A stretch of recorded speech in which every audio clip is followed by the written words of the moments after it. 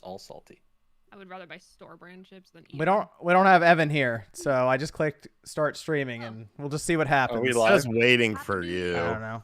It says we've been streaming for the past 12 minutes, so. Oh, great. We're live now. Whoa, wait a minute. How's everyone doing? Wait, we did it. Really? No, I'm just messing with you. We've been streaming for like 10 seconds. It's like, oh shit! Please no. What's up, everyone? Welcome to Spawncast, episode 248. Evan's not here. He went to a LAN party, so we'll see him next month. But no, I'm just kidding. Well, he should hopefully be back next week. I think. We'll see. I'll fill out the description and all that as we go. I don't have Evan's fancy, like, transitions or anything. I got a plan, though. We're going to work on that. I got some ideas, so we'll work on that. How's everyone doing tonight? Are we good? Man. Yeah. I feel like shit. Let me go to. Well, I was gonna go to Sean first too, but Sean, how are you doing tonight? Man, there's like a COVID outbreak in my family. I probably have it. I'm not getting tested. I don't care. I'd rather not know. My whole philosophy with doctors and shit is like, if I'm still upright and I'm breathing and I'm cognitive, like I'm good. You know, Sean. This is why men don't survive as long as women. That's like factually the reason why men don't survive as long as women. What you just said. I know. So. Oh yeah, I'm sure, but I mean, I'm just tired and shit and a little cold, but I'll be all right. All right. What Hopefully about? Hopefully, let's all pray for Sean. Show up prayer for Sean, please. I'll be all right. Yeah. Let's go over here to Jordan. How we doing, Jordan? Good. I got the booster shot 2 days ago, and I've been out of commission since up until like just a couple hours ago. And so now I'm feeling better. But it was a fun New Year's start. I'll tell you that much. We got Miss Click. How we doing, Miss Click?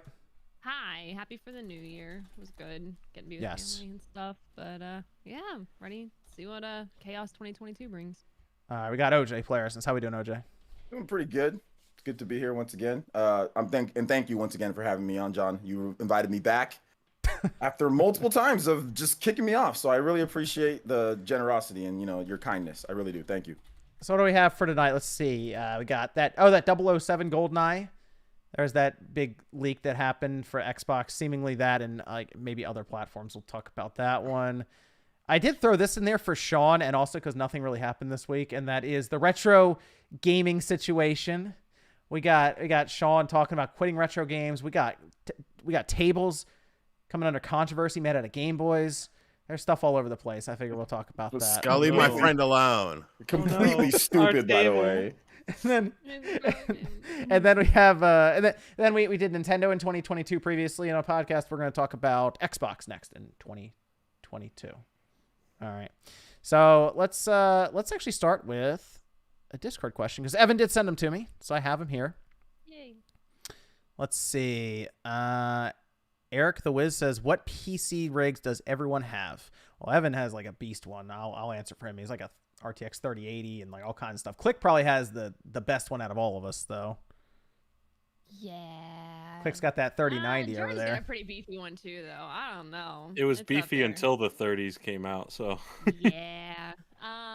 Yeah. I saved a pretty penny for that one, and I love it. But I went through like a site you can have them build it for you. As much as I love building my own PCs, I was kind of just past the point of actually doing it. So At this point, pre-builds are cheaper than even with the chip, building it yourself. Yeah, pre-build is the way to go. And I always recommend them if anybody's ever interested. Power GPU, not sponsored, but they're great and they have great tech guys. I'm sponsored. Go ahead and get them Power GPU, baby. Let's get it. No, I'm not sponsored by them. I still have that sweet RTX 2070 Super. Refuse to upgrade to the prices right now online. Eventually they'll catch up. Eventually they'll. Hopefully. Maybe. I don't know. Hopefully, yes. That's the hope. I got a pre-built too. Just what do I got? 2080s? I think I got a 2080. I'd have to double check. I forgot. John got it. John told me which one to buy. I forgot. It's good. It works. Sean has no idea what he has. Sean has no idea what he has. I just bought it and it works good, so that's good enough for me. I got that sweet MacBook Pro M1. I want to ask Sean a question real quick. Sean, do you just real quick with you? Do you do? I know you do Power Director, but do you do like the 365 thing, or no, like the yearly one? Or no. I just do Power Director. I just buy it for like I think it was like 170 or something. Oh, okay. I just use the Adobe Premiere. Well, because I wanted to ask you guys a question. Like, this is nerdy a bit, but like, I swear I think they like bugged my computer for it to not work with the Power Directors to get me to upgrade to the 365 because it kept on Really? crashing no matter. Yeah, it kept on crashing no matter what. Anytime I download an update, it kept on crashing no matter what. Like, Did you raise a? Did you do like a clean install of it?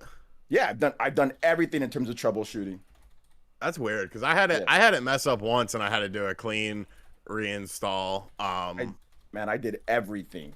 But yeah, But whatever. I don't know what the fuck this say on here.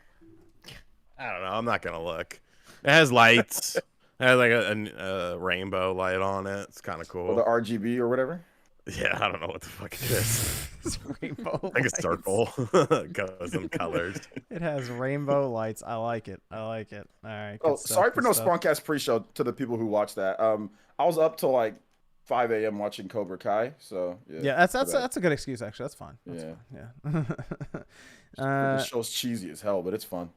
Cross slash asks, will God of War Ragnarok be the last first party game on PS4, or does Sony still have something else in their back pocket? I think it depends on supplies, but I think they're still gonna. You think they're doing another one in 2023? Yep. Oh, they're taking it to Probably not as 2023. big. Interesting. Probably, yeah, probably not of that. Yeah. I mean, look at like Ghost of Tsushima. You know, like a lot of people didn't think a game of that size was going to come out on the PlayStation 4 because we believe in console generations. And then, I mean, every Gran Turismo, Horizon, God of War. I definitely think it'll be a little bit longer. What about like if they bring back like a Sly Cooper or something like that? That might be like PS4, PS5.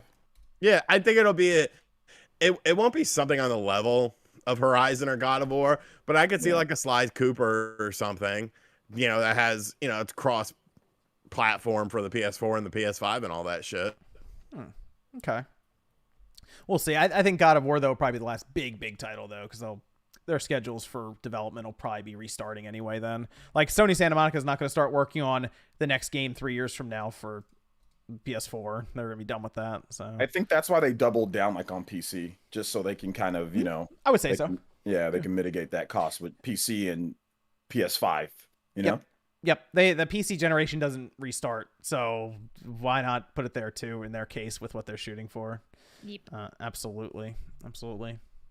So let's talk about you know what, we're gonna start with Sean's stuff here first. All right, the retro gaming. So Sean had a couple retro game videos actually this past week. I had one too, but I just went shopping in like the old brochures and stuff. But Sean had some interesting stuff. What was your video that you made, Sean? The one about quitting retro games. What was that? I'm out. I'm done. I don't care anymore, dude. It's so stupid. And it's so expensive just to buy.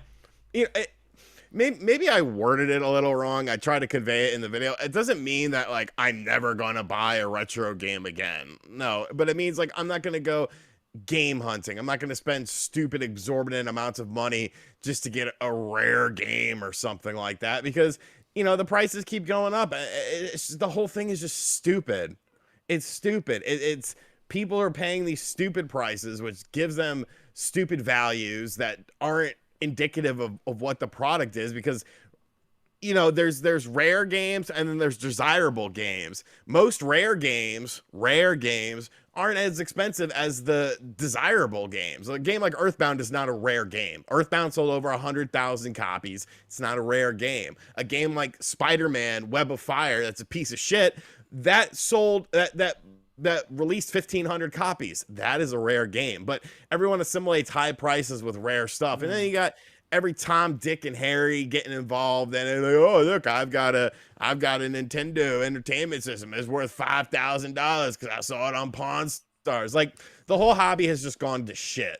It's gone to absolute shit. It's all about money nowadays. And I understand it. I have no problem with resellers and you know, retro game stores because they're just keeping up with the times and trying to make a buck. Like, that's cool. If people want to contribute to that's great, but I'm out. Like, I'm happy with my collection.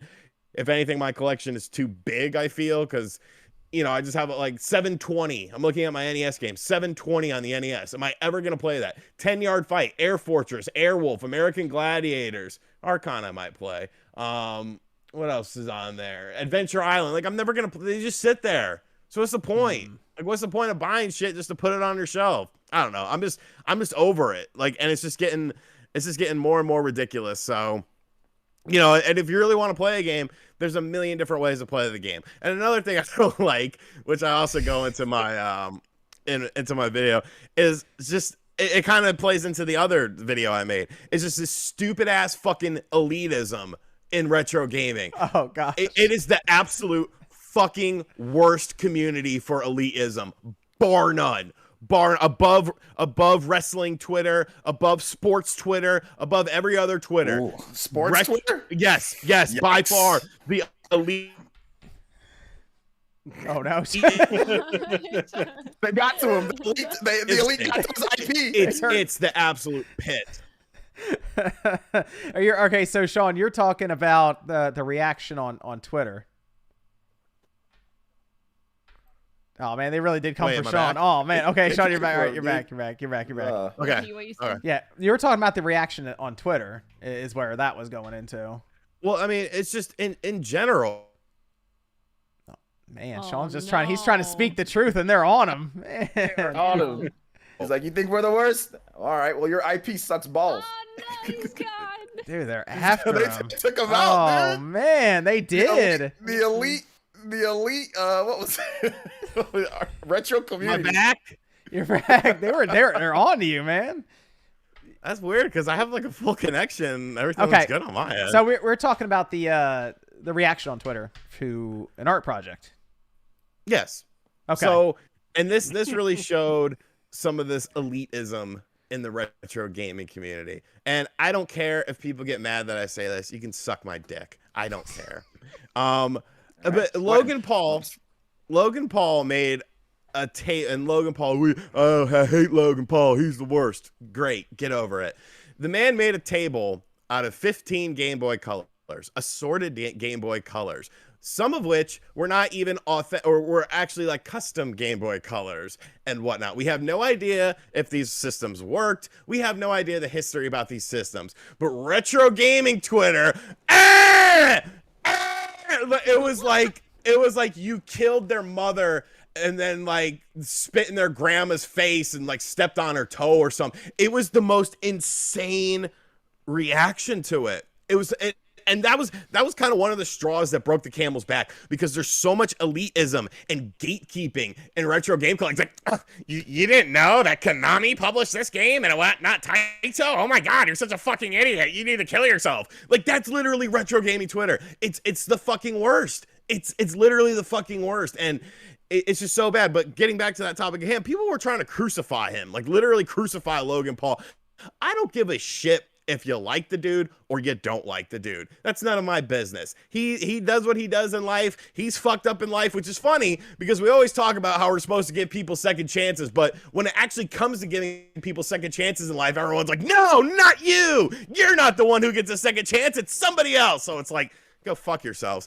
But anyways, it's just ridiculous. This whole reaction to it, because you don't know the history of those Game Boy, because the man obviously has an attachment to Pokemon and Game Boy Color stuff. I don't think he's out there with a Charizard, I said Pikachu card in my video, but a Charizard card around his neck if he doesn't actually have an emotional attachment to it. When you look at his age, he probably got a Game Boy Color as like one of his first handheld systems, if not his first handheld system. So he probably has some emotional attachment to it. But at the end of the day, we're talking about a man who took 15 Game Boy Colors, of which the Game Boy Color sold a minimum, absolute bare bones minimum, because Nintendo's stupid and puts Game Boy and Game Boy Color together, even though they're clearly two separate platforms. They put the sales of it together at a minimum. 41 million of Game Boy Color sold, and we are freaking out about preservation of 15 of these because of the individual who did it. And you know what's funny about this whole situation is that man actually DM'd me. After I made my video, he DM'd me. He said, appreciate you, man. Thank you for that video. People are crazy.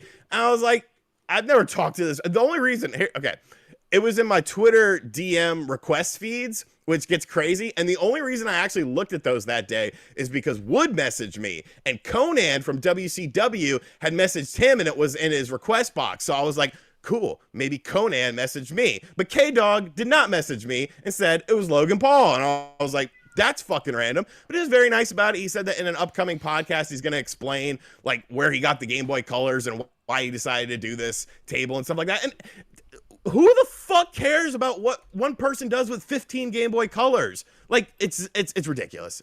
It's absolutely ridiculous. That's why I didn't talk about You see it. it lights up too. Yeah. I didn't talk about it at all because I wish he gave me a check or a fucking retweet.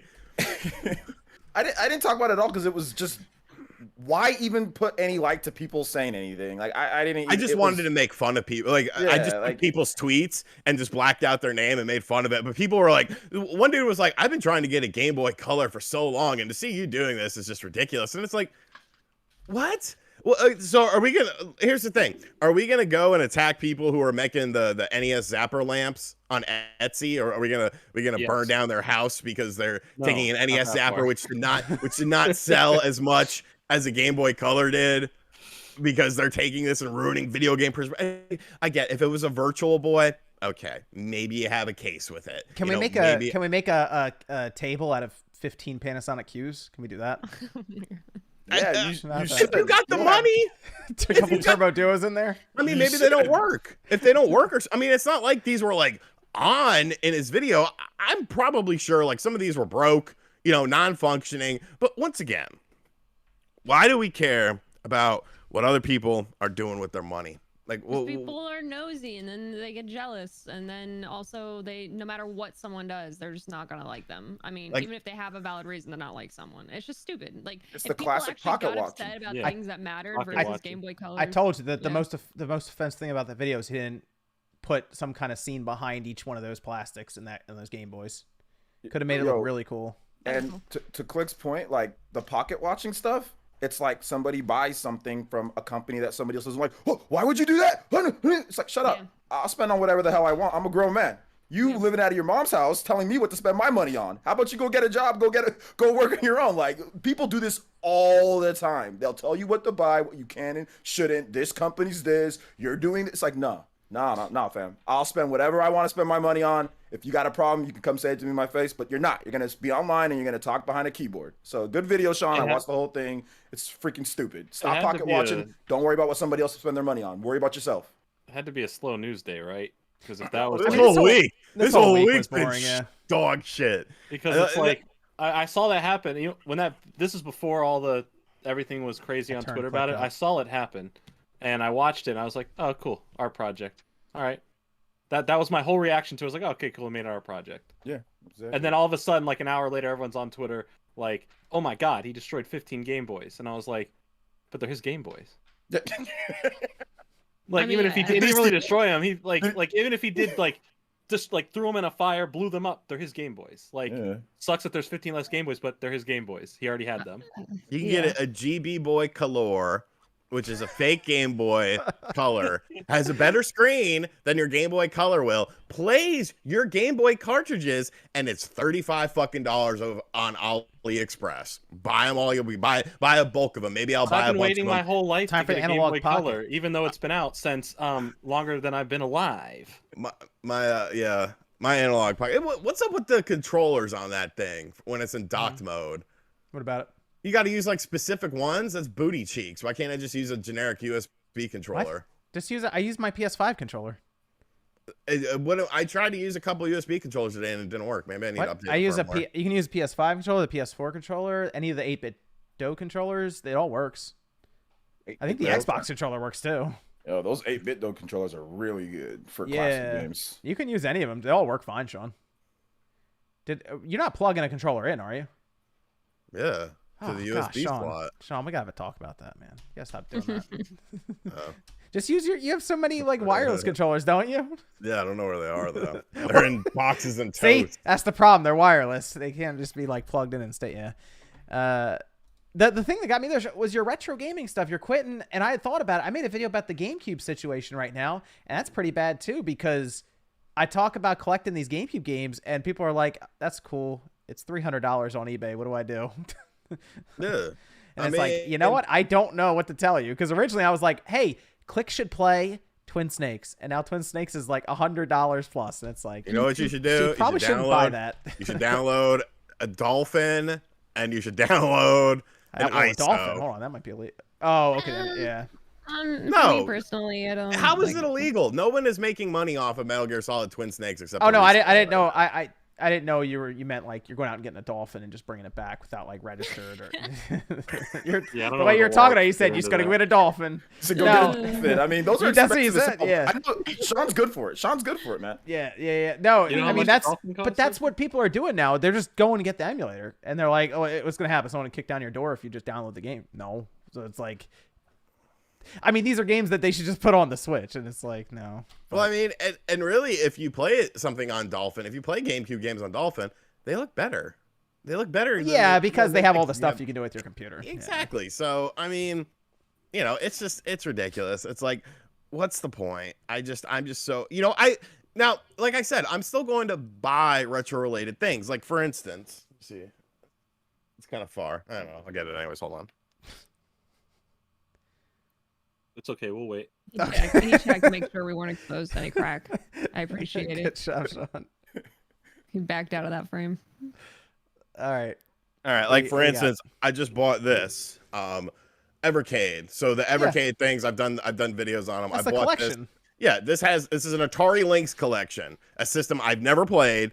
It was $20 off Amazon, delivered to my house the next day, and it has 17 Atari Lynx games. This is fine. Yeah. This is fine. People are making the proper people who own the licenses to these Lynx games are making their money. This company is making money. It comes with a color instruction manual and an actual cartridge. I like things like this. This is fine. But going in and buying I don't know how much Atari Lynx games are, but I'm pretty damn sure I can't get a CIB Atari Lynx game, a decent one, for $20. You know what I'm saying?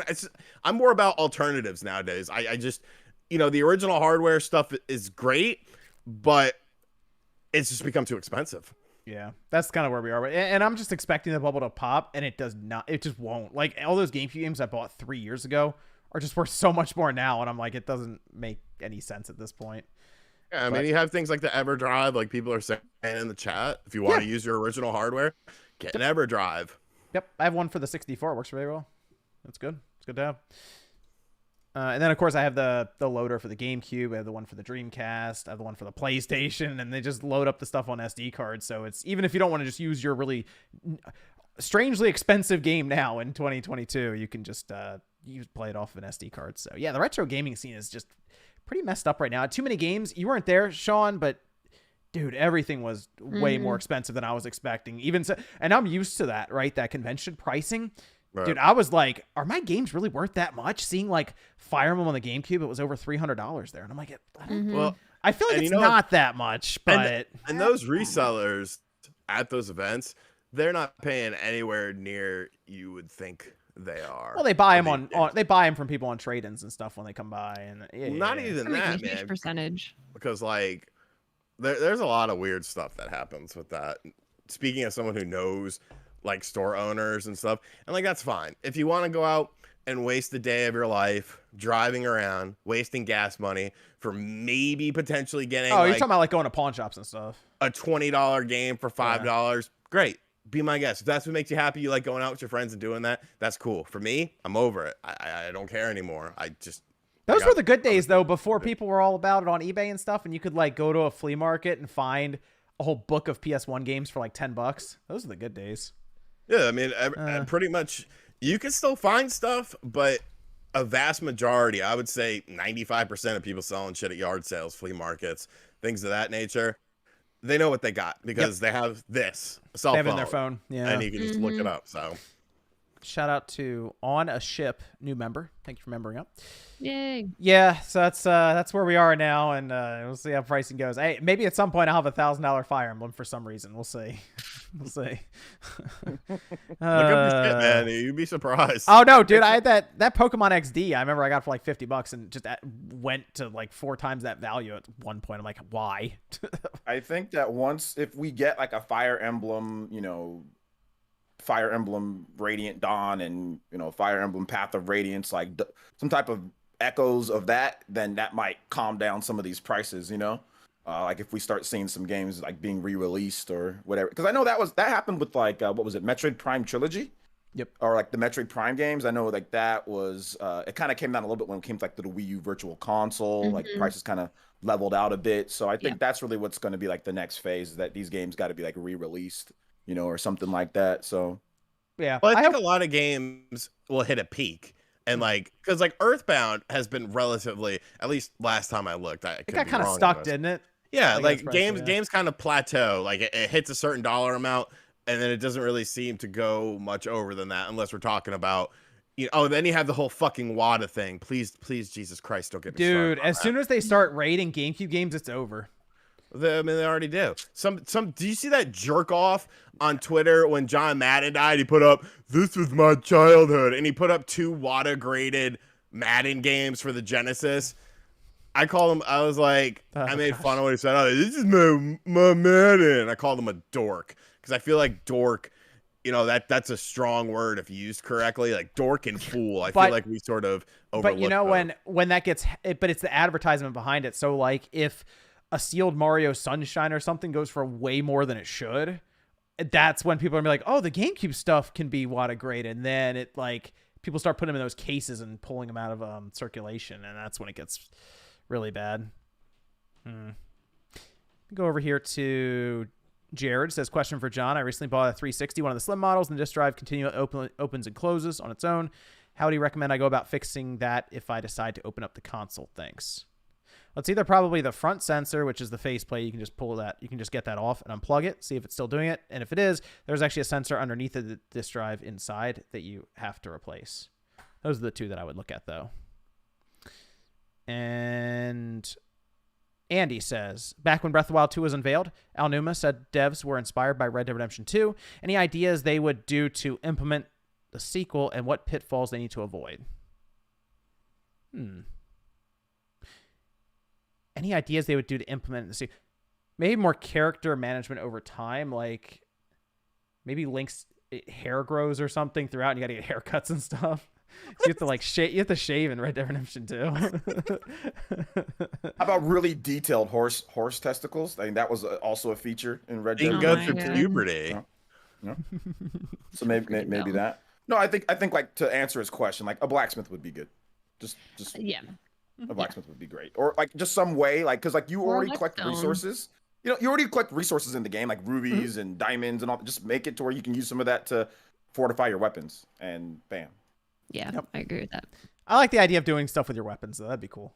Like, because everyone was talking about breakable weapons in the last one, but if you could do more stuff with it, like, reinforce it. There you go. Upgrade it, make like a diamond sword and whatever, or a ruby sword, or to be able to do that. That'd be sick. You know.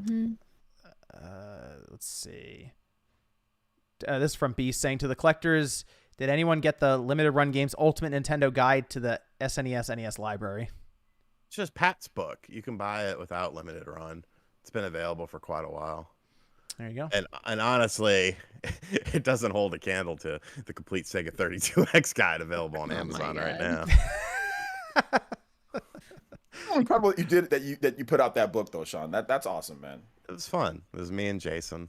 I told my mom that, you know, I know an established author. I told my mom that. She's like, really? I'm like, yes. He's a very, very, very charming gentleman. Okay. She's like, awesome. Jordan. Yeah, I mean, there's between the 2 different books. This is the one I own. There you go. Wilk says, for those with kids, how do you keep your collection safe? I'm looking for tips as my 2.5-year-old gets gradually more curious. I have an entire office where I keep my stuff. You gotta sell them. The cleaning people are just confused every time they walk in there, and there's just bookshelves and bookshelves of stuff. Your games are not safe. As somebody who's had a terror, okay? My daughter was terrible 2s. She was terrible to 7s. Terrible 7s. She destroyed, like, my 3DS collection. She hit all of them. She spilled water and milk and stuff. Milk. They're not safe. They're not safe. All you got to do is just try to teach her right, or her or him, right from wrong, and that these are valuable. But no, they're not safe. Put a barbed wire around them. I folled the simple guidelines. It's kind of like a cheat code, basically, but it's just not have a kid. You know, that's what I did so far. Okay, a little too late for that, Jordan. You can't just like. I'm just saying, you know. Don't have any more kids. There you go. So then you could double or triple your problems. You know. talk about this GoldenEye stuff here, then we'll go to super chats. Okay, so GoldenEye. GoldenEye's back in the news. We had some information around there being some copyright stuff, I believe, in Europe at one point with this. Yes. And that was, people were speculating that was Nintendo that was doing something with it, releasing rights or doing something so that it could be brought back. And now they did.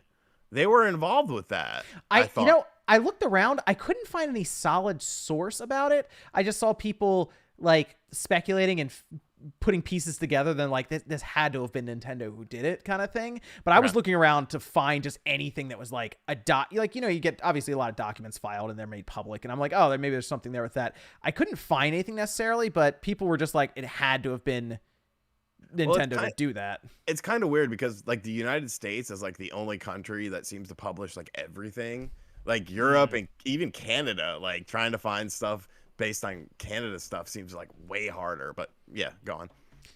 So the interesting thing is, though, this was on just yesterday. Everyone's getting together for New Year's and all this stuff, and then all of a sudden 55 achievements went live for GoldenEye 007. There are pictures for it, like for the achievements that you unlock, and they look like old school visuals from the game. And 2 gamer tags have actually unlocked quite a few of them already, and those gamer tags are from Rare developers. So now everyone's like, and the interesting thing is, it's 1,000 gamer score. It's not like Xbox Live, the arcade back in the day. It was like 200, 250. It wasn't the full amount. It was like a quarter or a third or something like that. This is the full 1,000.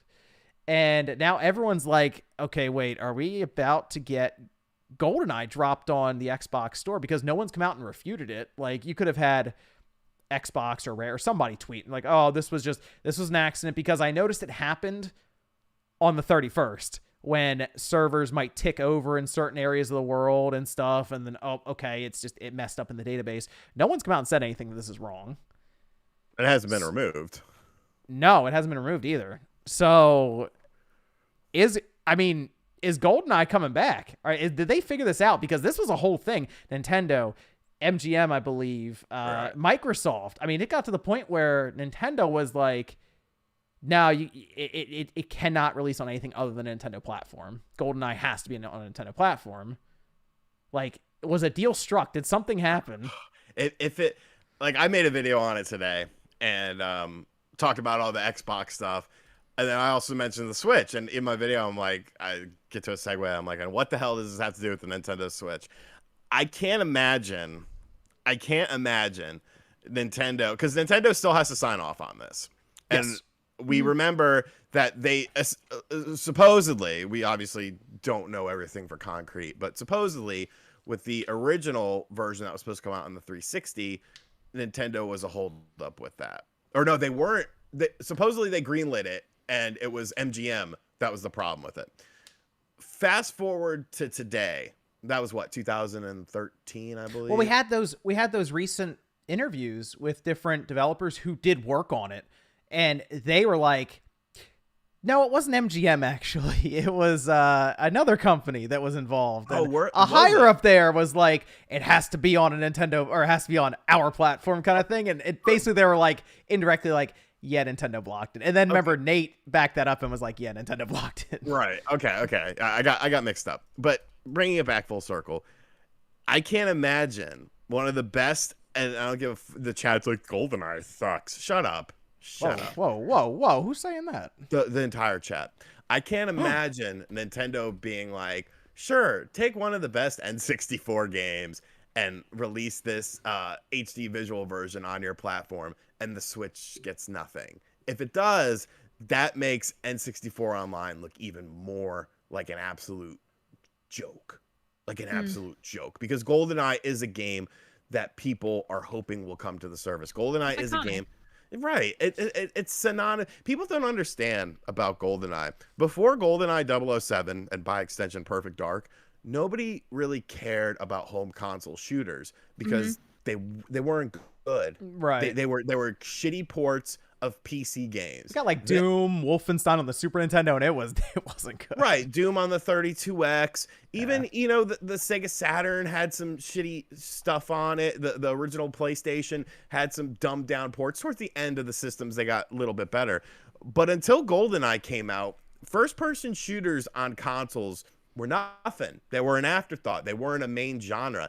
And then GoldenEye came out, and then Perfect Dark came out, and it was like, holy shit, this 4-player local co-op is absolutely amazing. Four controller slots on that 64. Yep. The analog controller. Break out the cardboard so you no screen looking over here, right? So I think a lot of people who maybe weren't around during that time sort of downplayed the significance of that game. But if Nintendo allows, because Nintendo, like we've established, has to sign off on this. If Nintendo's like, sure, you can have GoldenEye, and GoldenEye doesn't show up on the Switch, I think so. Here's what I think's gonna happen. I think it's going to Nintendo Switch Online. You do. I think it's going to Switch Online, and I think Microsoft's going to have their own version of the game on the Xbox. I think that might have been part of the agreement, but I mean, the fact that we're seeing rare games show up on Nintendo's platform, obviously they talked to Microsoft about that. Right, so, like Banjo-Kazooie is the game for this month for the Switch Online. I think they're going to release the game that we've played. Like, it leaked, the 360 one, and I'll tell you, I played through it. It's good. Like, it is actually legit. Mr. Grubb in the chat says it's absolutely going to be both. Ah, there we go. Thanks, Jeff. As long as it runs, that's all that matters. I'm quoting Jeff. Let me screen cap this. Okay. I think the thing with it, that people that are saying that it sucks and stuff, I mean, it's one of those things that you kind of like had to be there. And I know, I mean, people say that all the time, but it's like you had to be there. And yes, there was PC that had better first-person shooters, but nobody was lugging over PCs to their friends as a kid, or if you're you're not bringing over your PC to your friend's house. Not everybody had good internet to play online. Like there was that, dude, I didn't even know what the hell, really knew what online was back then, you know? Like, but at the time, it was like the thing to do. Like you went to the, like we used to go to the little mom and pop shops. And you'd play for you give them like $1 or $2 and you get to play for like 30 minutes to an hour. And we used to do that. Like before I got the N64, that's what we would do. And that was your Saturday, you know, or that was like your weekend. It was absolutely incredible because there was nothing else like it. So I get it. People saying it sucks. Yes, you guys like Call of Duty, all that stuff. Yeah, like we all get that. But this isn't Call of Duty. We're talking like, what was it, 1998, 97? Well, here's the interesting thing. You know? Here's the interesting thing about that leaked GoldenEye game, that you can download it now and play it. It's out there you can play it on an emulator on your PC if you want right now. But you can, if you have a modded 360, you can load it up there. It has online in it. Like, it has an option. You can't go to it right now because it's just, it doesn't call it anything, but it's there. And like, you can look through it, and like, it has options to set up, you know, entire custom game rooms that has matchmaking. Like, do you think this could be incredible if done right, like for nostalgia? Well, someone said in the chat, Nintendo will offer OG GoldenEye to online subscribers. Expansion pack will provide remaster with crossplay on Xbox Online. I don't necessarily think that was a super chat. I don't necessarily think they're going to do that. But do you think they could do something like vanilla version of GoldenEye goes to Switch Online expansion pack, and then you can buy the remastered edition for $15? Here's the funny thing about this. I actually think it'd be better for Nintendo if they just released it as a release, like straight up. It's just, hey, it's not it's something you just buy, like, and it's Turok. the 360. But it's the 360 game, so like, it would be fine on the Switch. It could even do the thing where it jumps back and forth between the visuals. Well, I think that'd be better. That's what I'm saying. Like Turok the Dinosaur Hunter is a standalone N64 HD remaster on the Switch and Xbox. I think that's the way they should go. And then, you know, you have Limited Run come along and make a physical edition of it that you never get until, you know, 2027. But why not have it accessible to NSO? I feel like NSO is like, well, here we made for GoldenEye, but also I feel like more people would have a chance to play it versus buying it. Well, Grubb just said the ROM will go on NSO, I think. There you go. So, Mr. Grubb, are you saying that there's going to be a standalone GoldenEye, the 360 version essentially is what we're going to call it, on the Xbox and the Switch, and then there will also be on the Switch the ROM on NSO, or will it just be for the Nintendo Switch, just NSO, vanilla GoldenEye, and the Xbox gets the superior version? Because once again, you got to remember, Microsoft and Nintendo like to do cross-platform play. You throw that shit with some cross-platform play, That'd be pretty good. That'd be pretty good. Pretty damn good. Pretty cool. Yeah, it's smooth too. It's 60 frames on the Xbox through an emulator. That was the plan 3, and it has the ability to switch between the new visuals and the old visuals. So you can start with the new ones, switch back to the old ones, scream at your TV, switch back to it. It's pretty impressive though to see what they were able to do, and the fact that it doesn't drop to like 10 frames when you throw remote mines around is pretty incredible. So I'm all for that. If they just want to release it and it's like $20 or $30, I'll buy it right away and start playing online. That'd be a blast. The campaign, I mean, I'm not going to pretend like this game's going to age well for people. It's not, but like it's going to be that thing where you're like, all right, I remember doing this. This is fun. Like I think you have a good time with some friends over a weekend or something with it. No problem. Yeah, it's again, it's cool, but like obviously there's like modern shooters that even somewhat close in proximity, like there's Time Splitters, right, that have done like there's a number of games that came after it that did some really cool stuff that probably played better. Perfect Dark. I mean, there's plenty of games, but it's still, like you said, it's still really good, still iconic, and it would be dope if people get to kind of go back and check out the game, right? So like I think they should do both. I think I agree with Click and what Grub is saying. They should do, if they can put on NSO, you get the old crusty version on NSO, and then if you want to buy it separately, you can buy it separately. So who announces it then? Maybe a direct? I would do I mean, I don't think it needs a lot of pomp and circumstance, like a big hype up, lead up. I think you just drop a trailer on Xbox and on Nintendo's YouTube channel, synchronize them, and Twitter drop like they do. Hey, you know what? It'd be cool to see it just like mentioned in a direct, especially at the beginning of the year. Yeah, but I mean, it depends on when they plan on releasing this, and now what's actually you just going release to happen. it. There's no build up. You just put it out there. Yeah, I think that would be awesome. I think you could do a YouTube trailer like maybe the day before, available tomorrow to build a hype. But like a quick release. It doesn't have to be something where it's like we'll see you in 3 months or something. Yeah, no, that'd be a bit of a letdown. I feel. Yeah, we're playing that, right? We're playing GoldenEye. Oh yeah. Oh yeah, we're playing GoldenEye, right? Yeah. Oh yeah. All right, good. Put it on the Xbox, PC. Yo, wait, hold on. Does Microsoft drop this in the Game Pass immediately? Good question. I would think so. It is a rare game. So it goes in the Game Pass. It goes in Nintendo Switch Online. Huh? That actually be pretty good. I mean, it's a game. It's kind of like that old wrestler who can still go, but you're not going to put them in the main event title scene, but you still want them to get it's GoldenEye 007 is the Sting of video games. Not Sting the musician, Sting the wrestler. We just want to have fun, all right? That's a game you just have fun with, all right? You watch a Sting match nowadays, it's fun because it's like, wow, I'll take your word for it. Look at this 62-year-old man jumping off the top rope and going through tables. He probably shouldn't be doing that. All right. Sting don't care. It's Sting. He's not going for the title, but he's out there competing, having fun. It's a moment in the sunlight for an iconic figure. It is a moment in the sunlight for an iconic game. You know what I'm really impressed about with this game, if they make it happen, is if it's Pierce and it's not Daniel that shows up in it. Yeah, I hope that would impress me if he's actually in the game. Like if they figured that out. That Wii version, having Daniel in there instead so of corny. that was kind of corny. You took the words out of my mouth. That was corny. That was definitely corny. That would be a hype moment though if they had it like straight up. Okay, this is the 64 version, the remade, or even the original ROM with better frame rates and all this stuff. That'd be pretty cool to see that, because the fact they had to change them out and all that, I was like, yeah.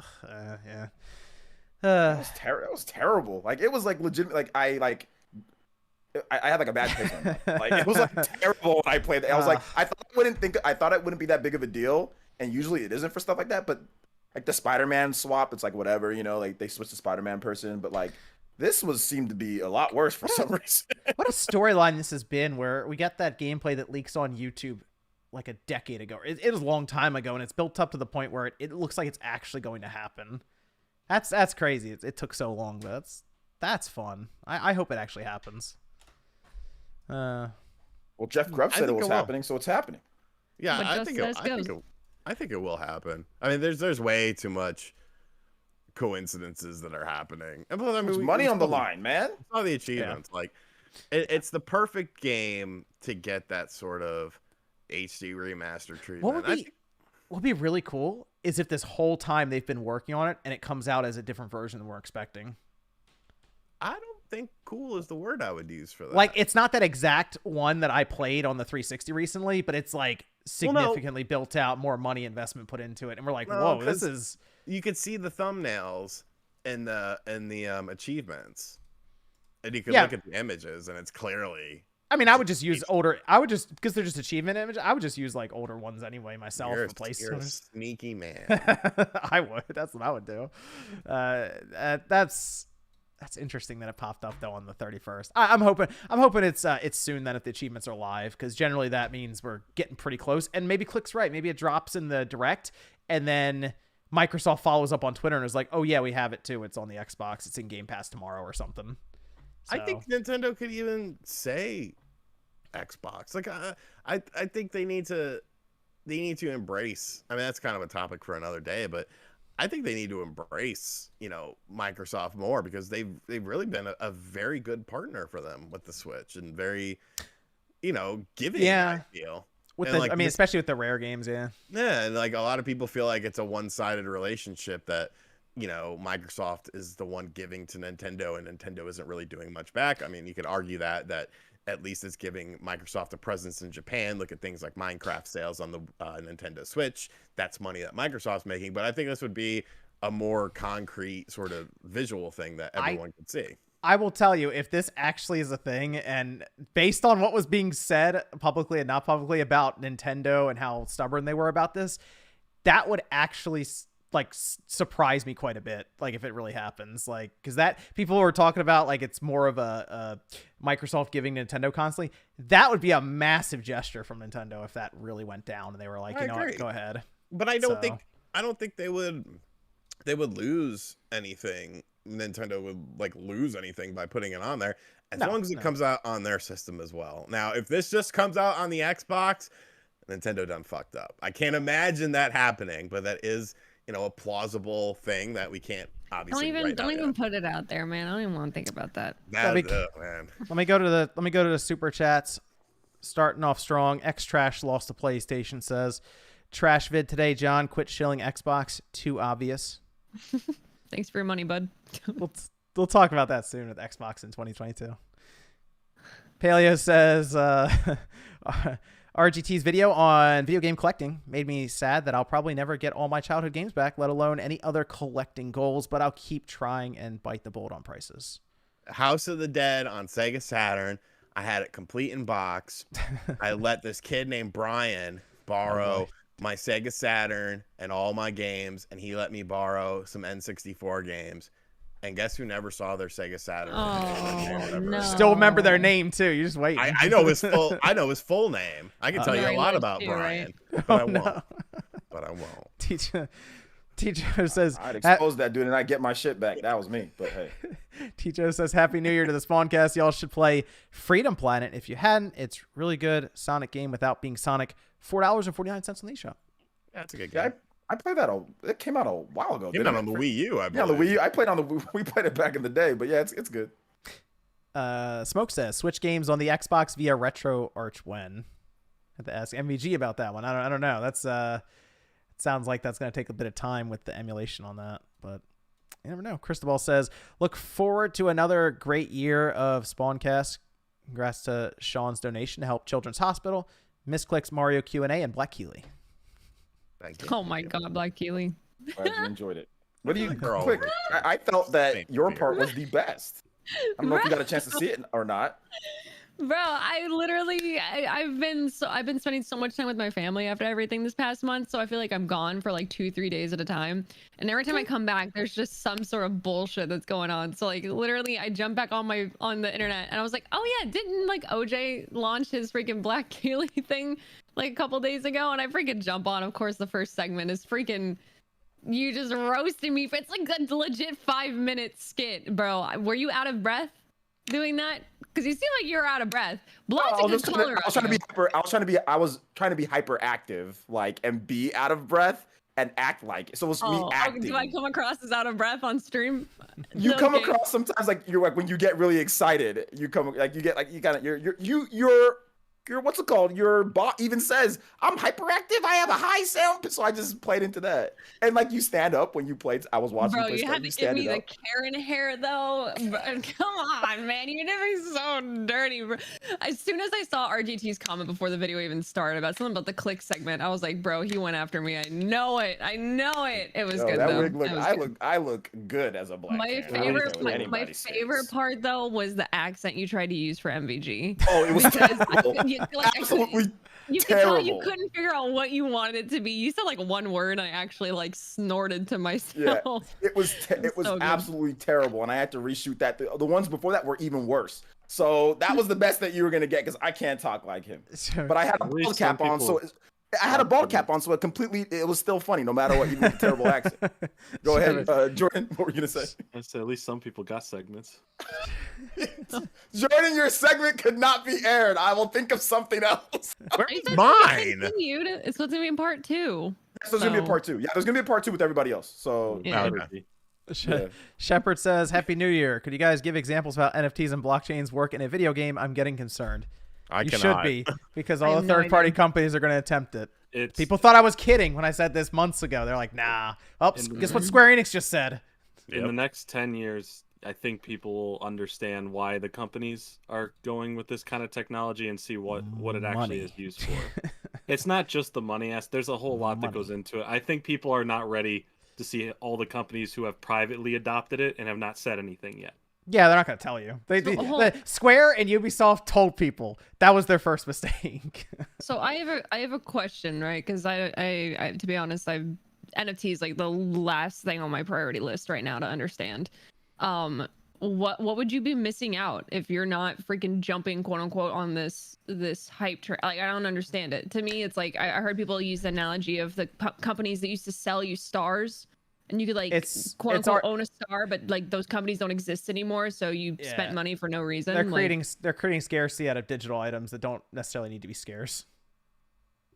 That's the idea. So like they make a digital item unique, basically. So but that just feels like when you're playing an MMO and you get a rare drop, and then the drop ends, and then you can't get it anymore, and then years later it just looks cool. That's it. That's all. Like. Do you make money off of it? Can you resell it? Like what? You can resell. That's the idea. Is you can take it from the game and sell it on your own time, rather than in an auction house they create.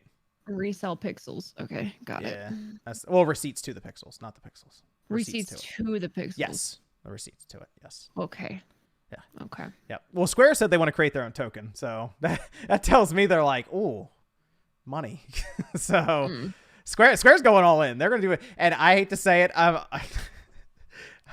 I'm sorry, Final Fantasy 14 players. Oh no. Yeah, they're about to. You think they're really gonna? You think they're really gonna screw that up with NFTs? Yeah. Yo, that game is gonna get lit up. I am sorry, Final Fantasy 14 players. I know it's a good game and people are really happy about it, but get ready because it's gonna get. It's gonna get ugly. That's so sad, bro. Like to be honest. I think it's ironic because, like, you know, Sean's going off on like the retro collecting like community, but I feel like if NFT really took off, it's just gonna be like the same type of community. People just like having elitism on their NFTs. Worse. I would have said it would probably be okay for Final Fantasy 14, but they said metaverse, and the first thing I thought of was Final Fantasy 14. So that's gonna suck. Get ready for that one, because that means probably more than NFTs. That's what I'll say. They're gonna attach an entire currency to it, I think, that they'll sell on the exchanges, and it'll be all over the place. It'll be crazy stuff. And they mentioned play to earn, which is well, that's gonna suck. So we've seen this before, at least not the same thing, but like Diablo 3 tried it and it failed spectacularly. You know, no, this is gonna be Diablo 3, like to like the next level. Yeah, like that auction house. It's going to get crazy. But I think that, you know, just almost like Xbox, what was it? The always online. It failed when they tried it with the Xbox One, but it's kind of working right now, you know, with the all digital and, you know, all that. So I think that while right now people are obviously angry, I think that this just might become a thing. And it's up to you whether you want to support it or not. It's going to, because Facebook is doing. Like they changed their whole name to Meta. Like they're all in on that. They're changing basically Facebook into a metaverse, and everyone's now rushing to try to create the next metaverse before Facebook does. So it's but Final Fantasy 14 is so popular, I think Square is going to attempt to slowly turn. Don't be surprised if Final Fantasy 14 gets a name change. All I'm going to say in like 4 years. Final Fantasy NFT. So, it's so funny though. Like I'm telling you, should just rename themselves to Shinra. Like quite honestly. Okay. Funny you mentioned that. They had a division called Shinra for a little while, and they closed it down. And I think this is where it comes. This is where it comes. I think this is where it comes back. I do. Oh my god. Yep. You live long enough to see yourself become the villain. Now I have to try to get through Final Fantasy 14 before the whole thing explodes.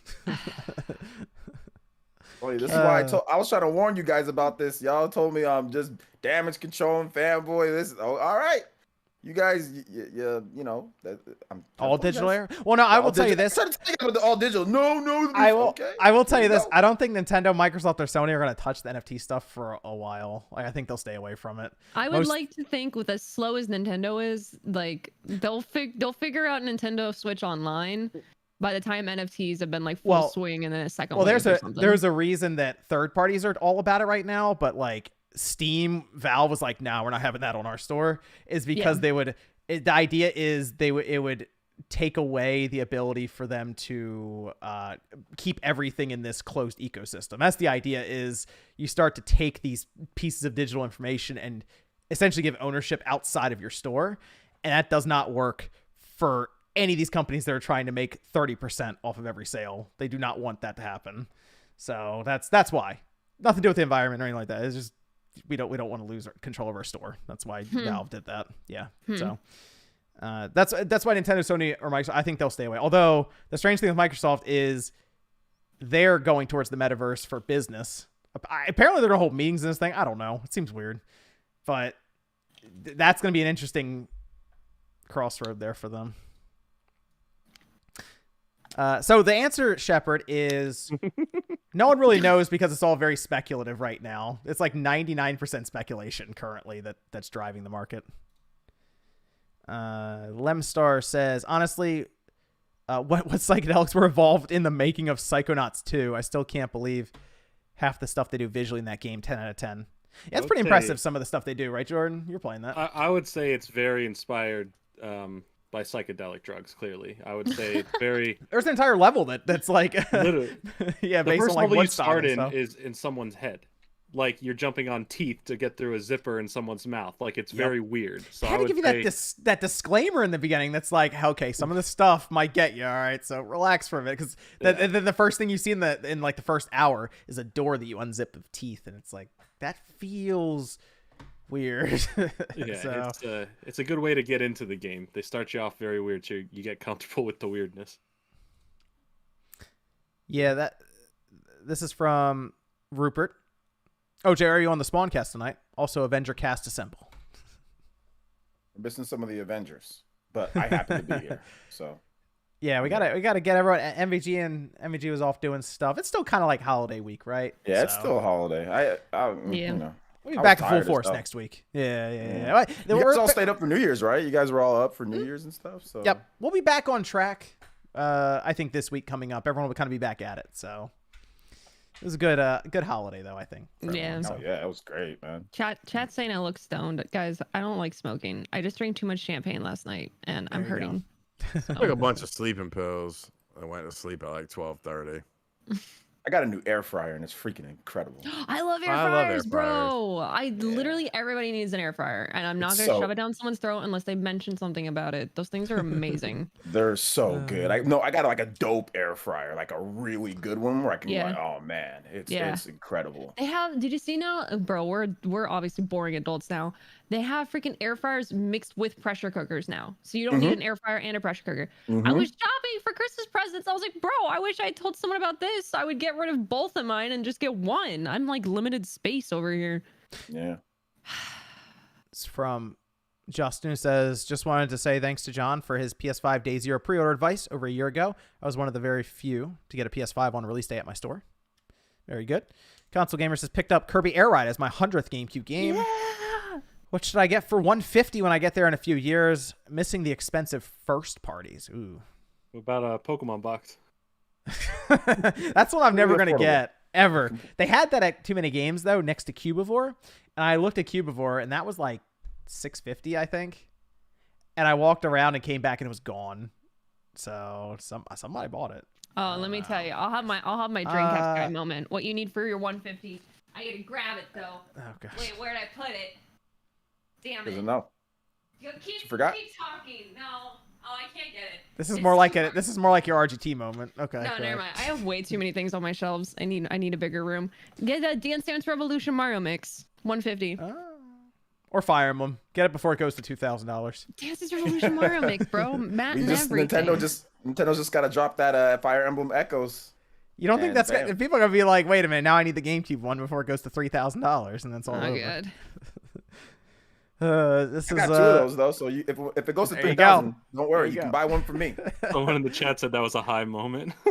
Bro, I'm telling you right now, if I was high, I would be like, I'm telling you, first off, don't smoke, don't drink. It's not good for you. Whatever. I'm drinking water. Bro, I would be throwing up. First off, that's how you'd know. And second off, I would probably be like, and then you have to constantly wake me up like every 15 seconds. That's me. I must be immune because I can't. You did get almost the- fall asleep next to a blazing fire at Too Many Games, so Bro, I was so tired. You could ask Jordan. Jordan's like, did look bro, like you're you're about to gonna pass regret out." not spending time with us. And I was so tired from walking around a convention floor, bro. Yeah. Oh my Trying to go to god. bed at 6:30. I felt so bad. As soon as we came down to the hotel lobby, Bob Wolf was just like, yo, you guys want some coffee? I made some coffee. And I'm like, yes, please. we were like, where'd you That's get the the coffee universe at from? work. We were like, where'd you get the It coffee was from? great. He was like, my espresso machine. Yeah. He brought an espresso machine to the. Yeah, he had one in his room apparently. I can barely handle like espresso and coffee and stuff like that. Like last time I had I was scared. I told Jordan, I was like, if I start acting up because of this coffee that Bob Wolf made, like you might have to take me like the ER or something, because last time I had a high dosage of it was Cuban coffee or something. I started having heart palpitations, and my doctor's like, yeah, you can't handle that much caffeine. Like some people just can't.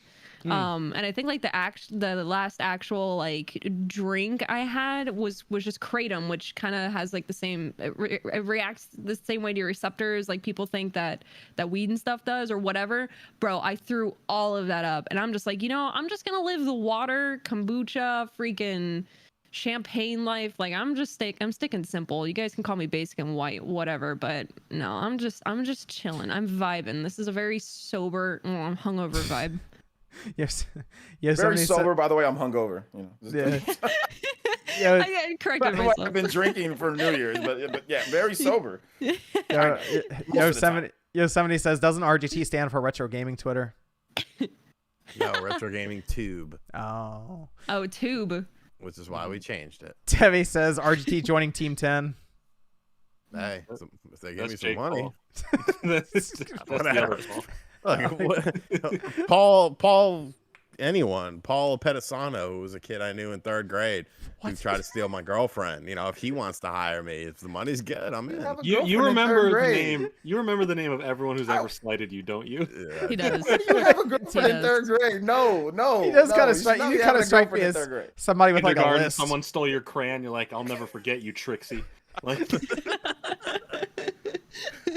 thought you were gonna say Paul Pierce. I was gonna say, I know you want to hang out with Paul Pierce. How are you hanging out, man? Yeah, with Paul Pierce. Alex, man. Alex says Retro Future came out and said that many of these consoles worked and were made specific by friends for Logan. He treats gift like trash. Is it really treating a gift like trash though? If somebody gives you a gift, why does the person shouldn't care what the gift is used for? Do they expect them to sit there and play 5 fucking Game Boys at once? Like have like That's a the same bunch of cell phone things? That's the same kind of person that tries to take a gift back when you get into a fight. I feel like. he turned it into art to display on his wall rather than just putting it in the closet. somewhere. Yeah. Like my That's Game Boy actually Color is in a affectionate. drawer right there. Yeah, that's more affectionate to make something out of it and like display it and make it than to. What are you gonna do with like? What are you gonna put one in your pocket and like hang around with? Like, what are you gonna do with it? Somebody gives you a Game Boy, like you display it or you do something with it, right? So I don't get that. I don't get that notion at all.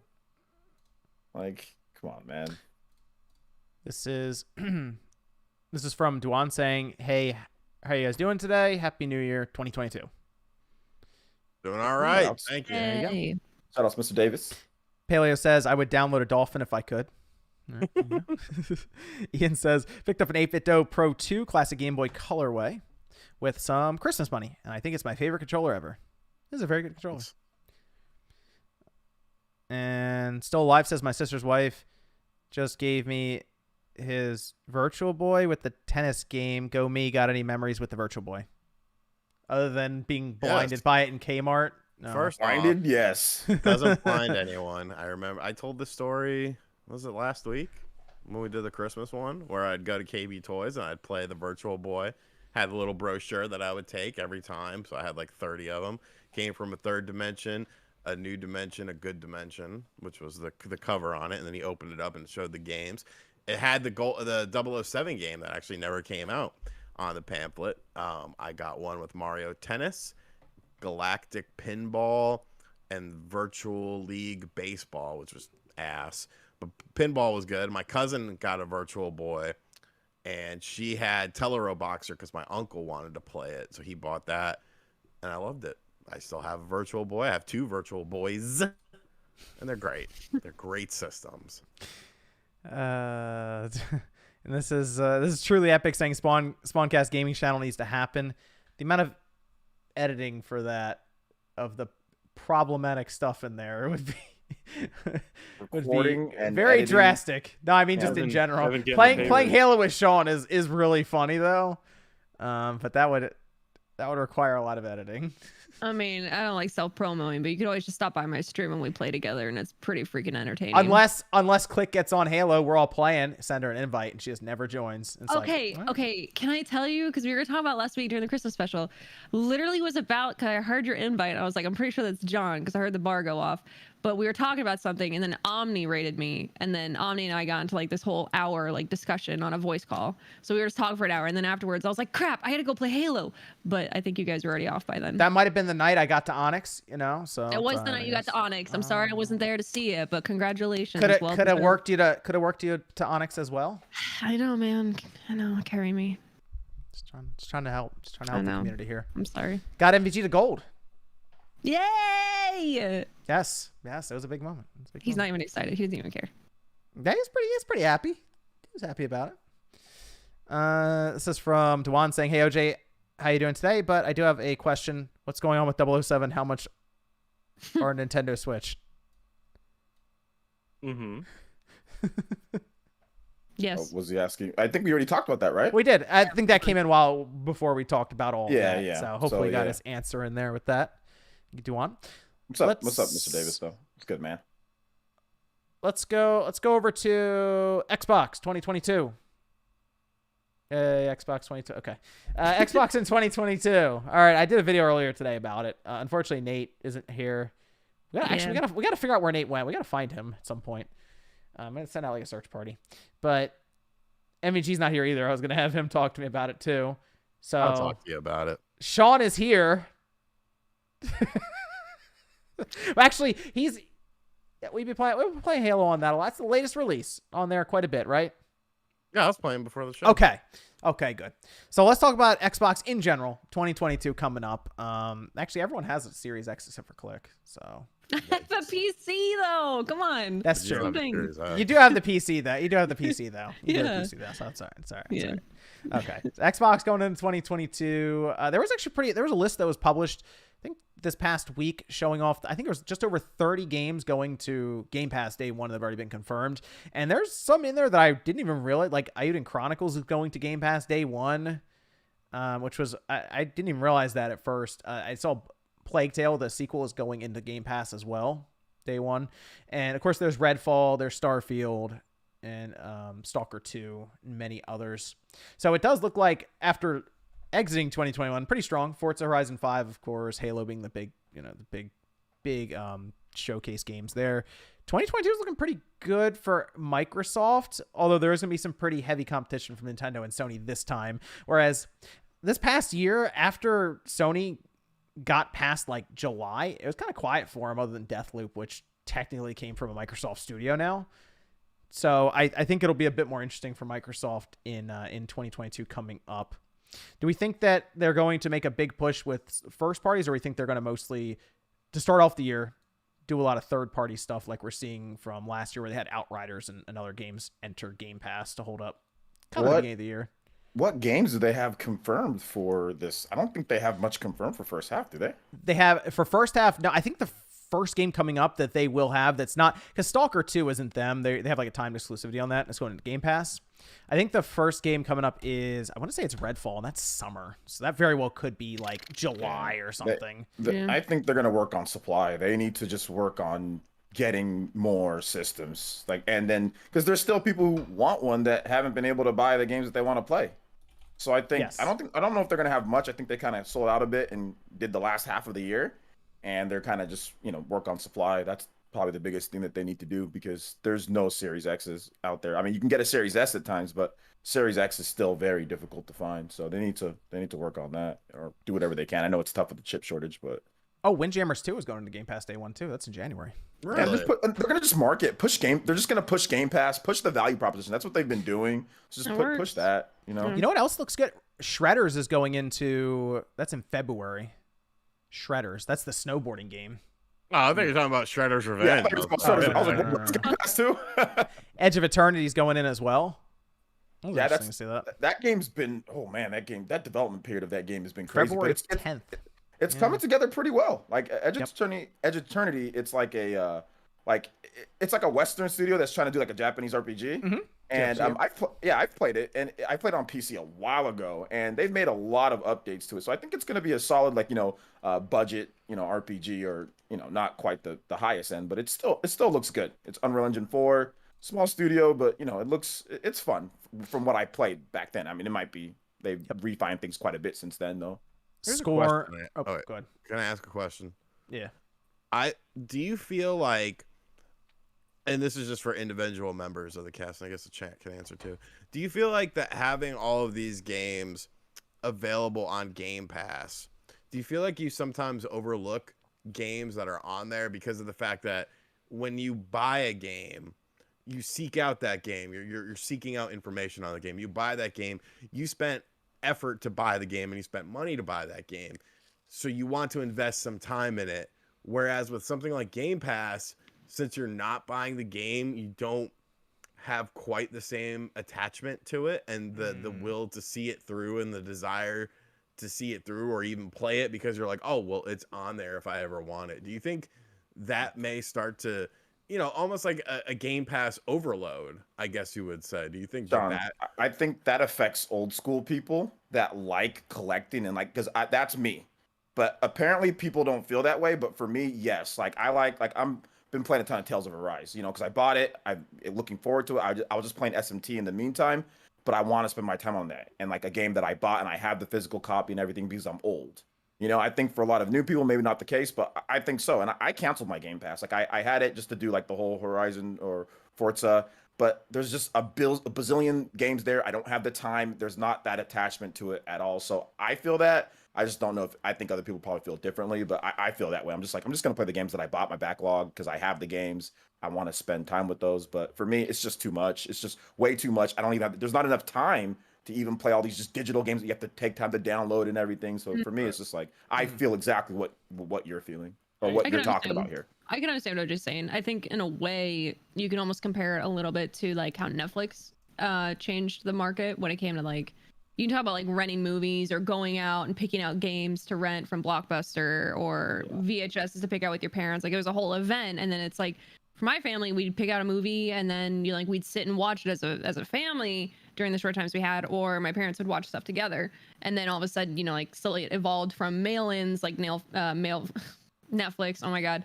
And then Redbox was a thing for a brief time, and now Netflix is just streaming from your home. So I feel like maybe it might become an oversaturation, and people probably take things for granted without them knowing. I think people who are used to physicals, or people who are used to doing their research before they buy games, they'll probably notice that change the most. But I think for a lot of younger generations are just going to be growing up. Like, I don't think they're really going to notice that, unfortunately. On the other end of this, I do think it works well in giving exposure to the smaller or indie games that don't get physical releases or wouldn't get that much attention otherwise. So them being up there next to Doom 2016, then there's this indie game next to it that, oh, that's interesting, I'll look into that. Right.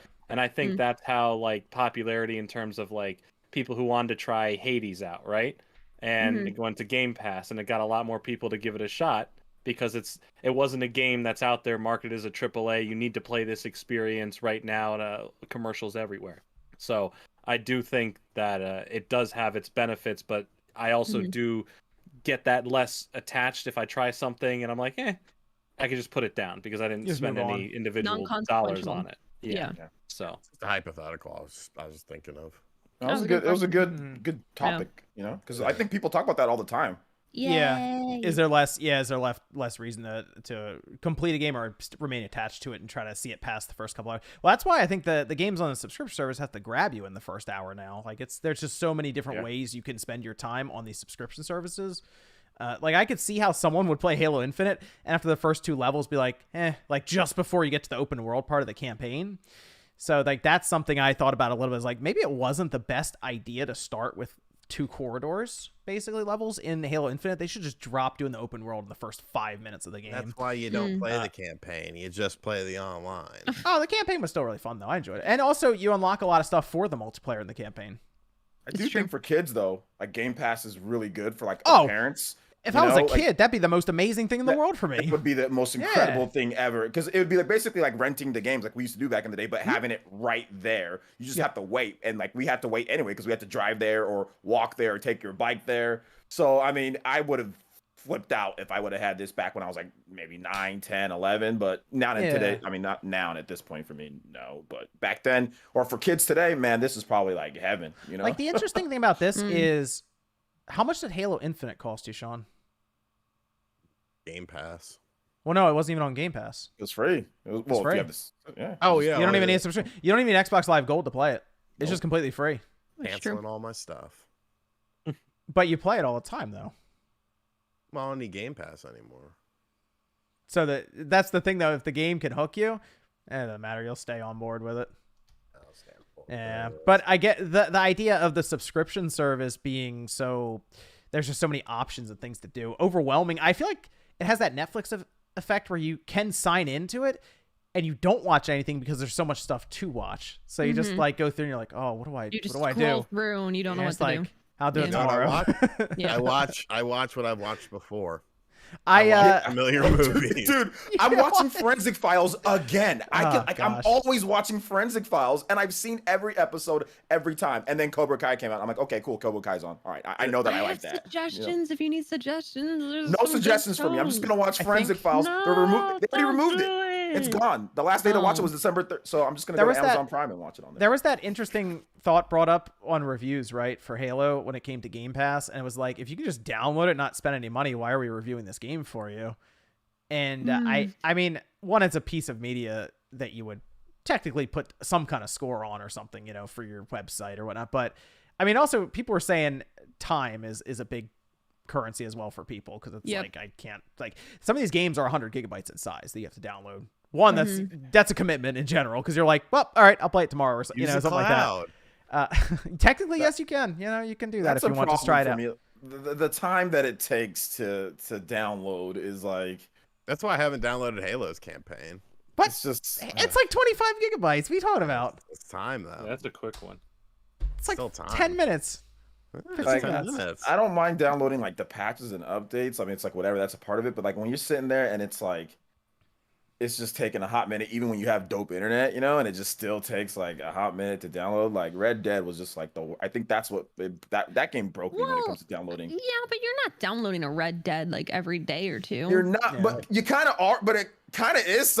It's getting up there to where a lot of games are like 70 to 100 gigabytes though. Like that's why I don't play Call of Duty. Like Call of Duty, like the Warzone. Call of Duty is by far the worst. It's an albatross. It's like freaking 200 something. Was it like 200 gigabytes? It's not very good this year anyway, so you can just kind of. But that's why I don't ever, because I started downloading like the Warzone, and it was just taking. I just said screw it. And it takes up all your hard drive. It's like I don't feel like doing it. Like I'm good, you know.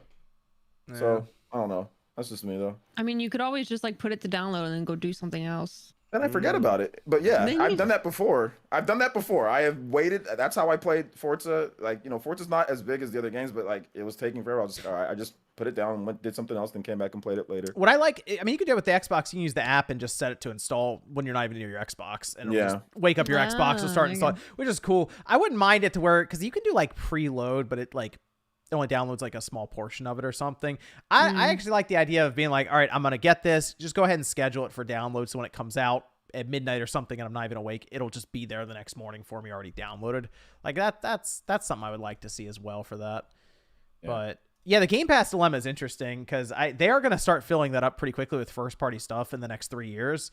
And I mean, if you're in a year where there's 4 big releases from Microsoft, I mean, and you're looking at all of them and you're like, I'm probably going to buy all these and it's $240. Or what if they go to 70 and it's like, it's $280. I mean, at that point, you might say it's worth the subscription to do that. It's worth it. I mean, did you guys see the article about the value of it? Like when they totaled up everything?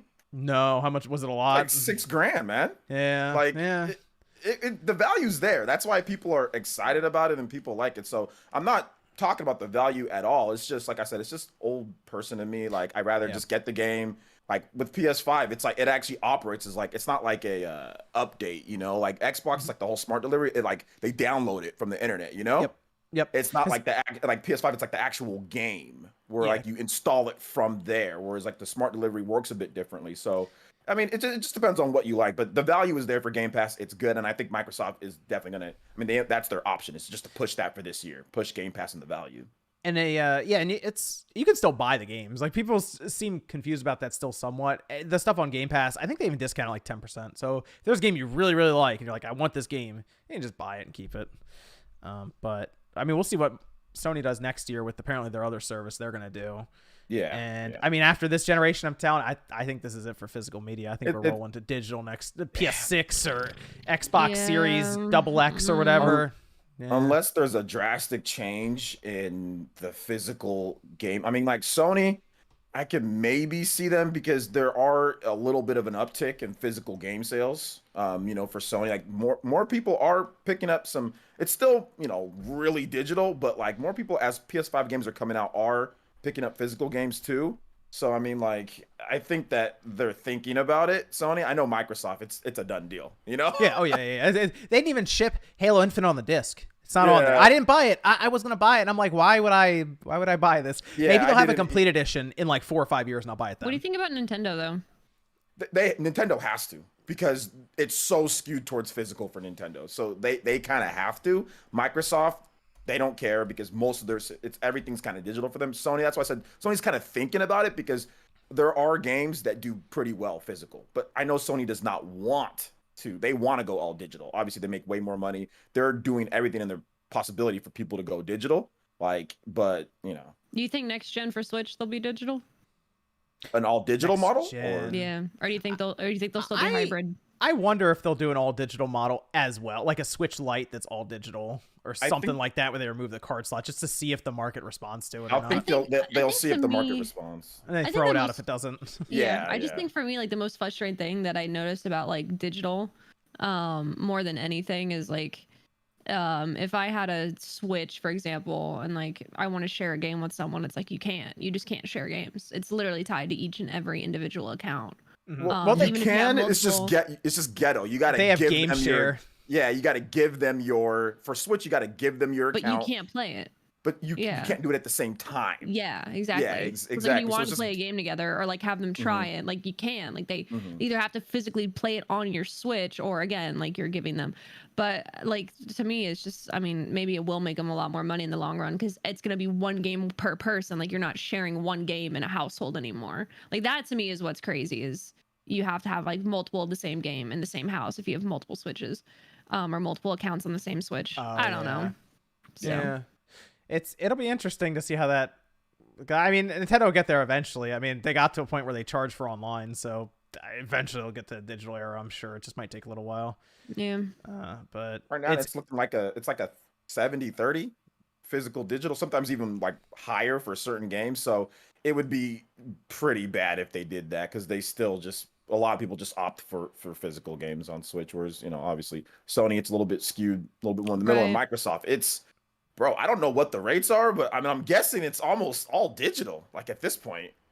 I mean, with Game Pass, like, it's getting close to that, I think. Yeah, it's getting close to almost all digital for Microsoft, because, like, you know, I have a few sources with retail, and they're like, dude, we don't move any Xbox games physically. When we sell the gift, like the little points cards and stuff, we sell those, and people just, you know what's kind of sad about the Switch situation. I realize this.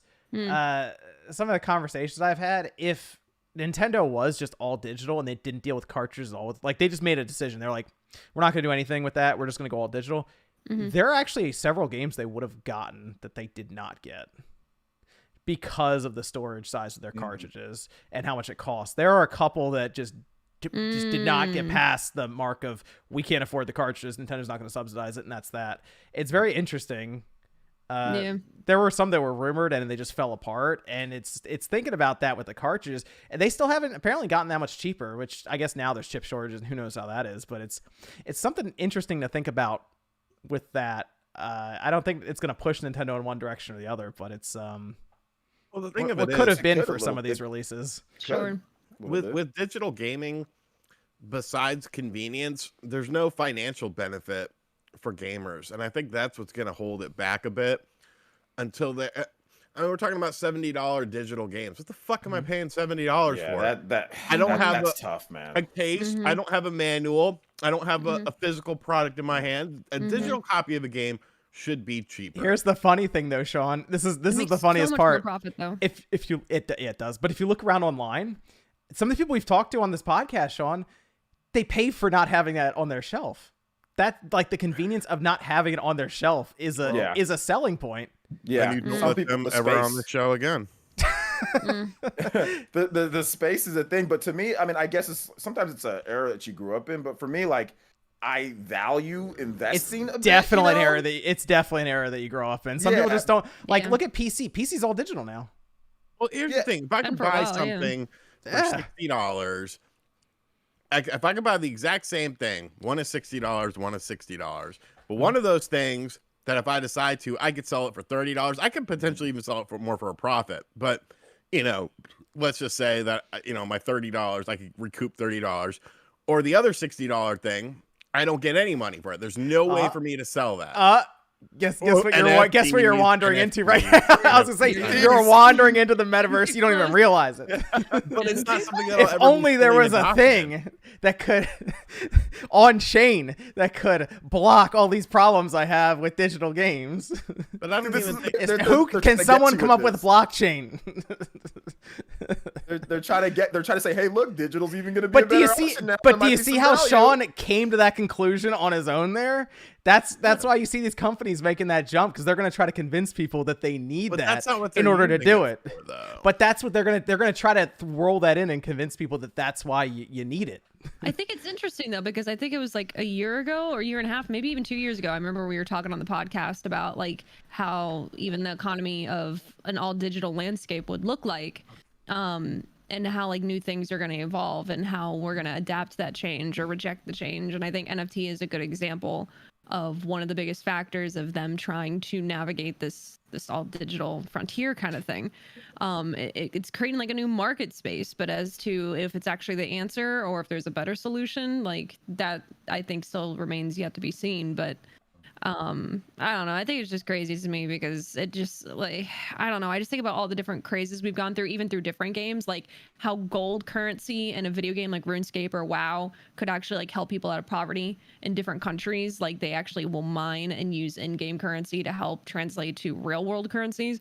I don't know. Like it's not too foreign or cons. I just think it's the fact that it's just such a heated topic at the moment that I don't think anybody's going to have the answer for a while, but I just hope that people don't like go all in and then end up severely regretting their decision because perhaps it falls through or something else comes out or there's a 2.0 and your original investment is like null and void.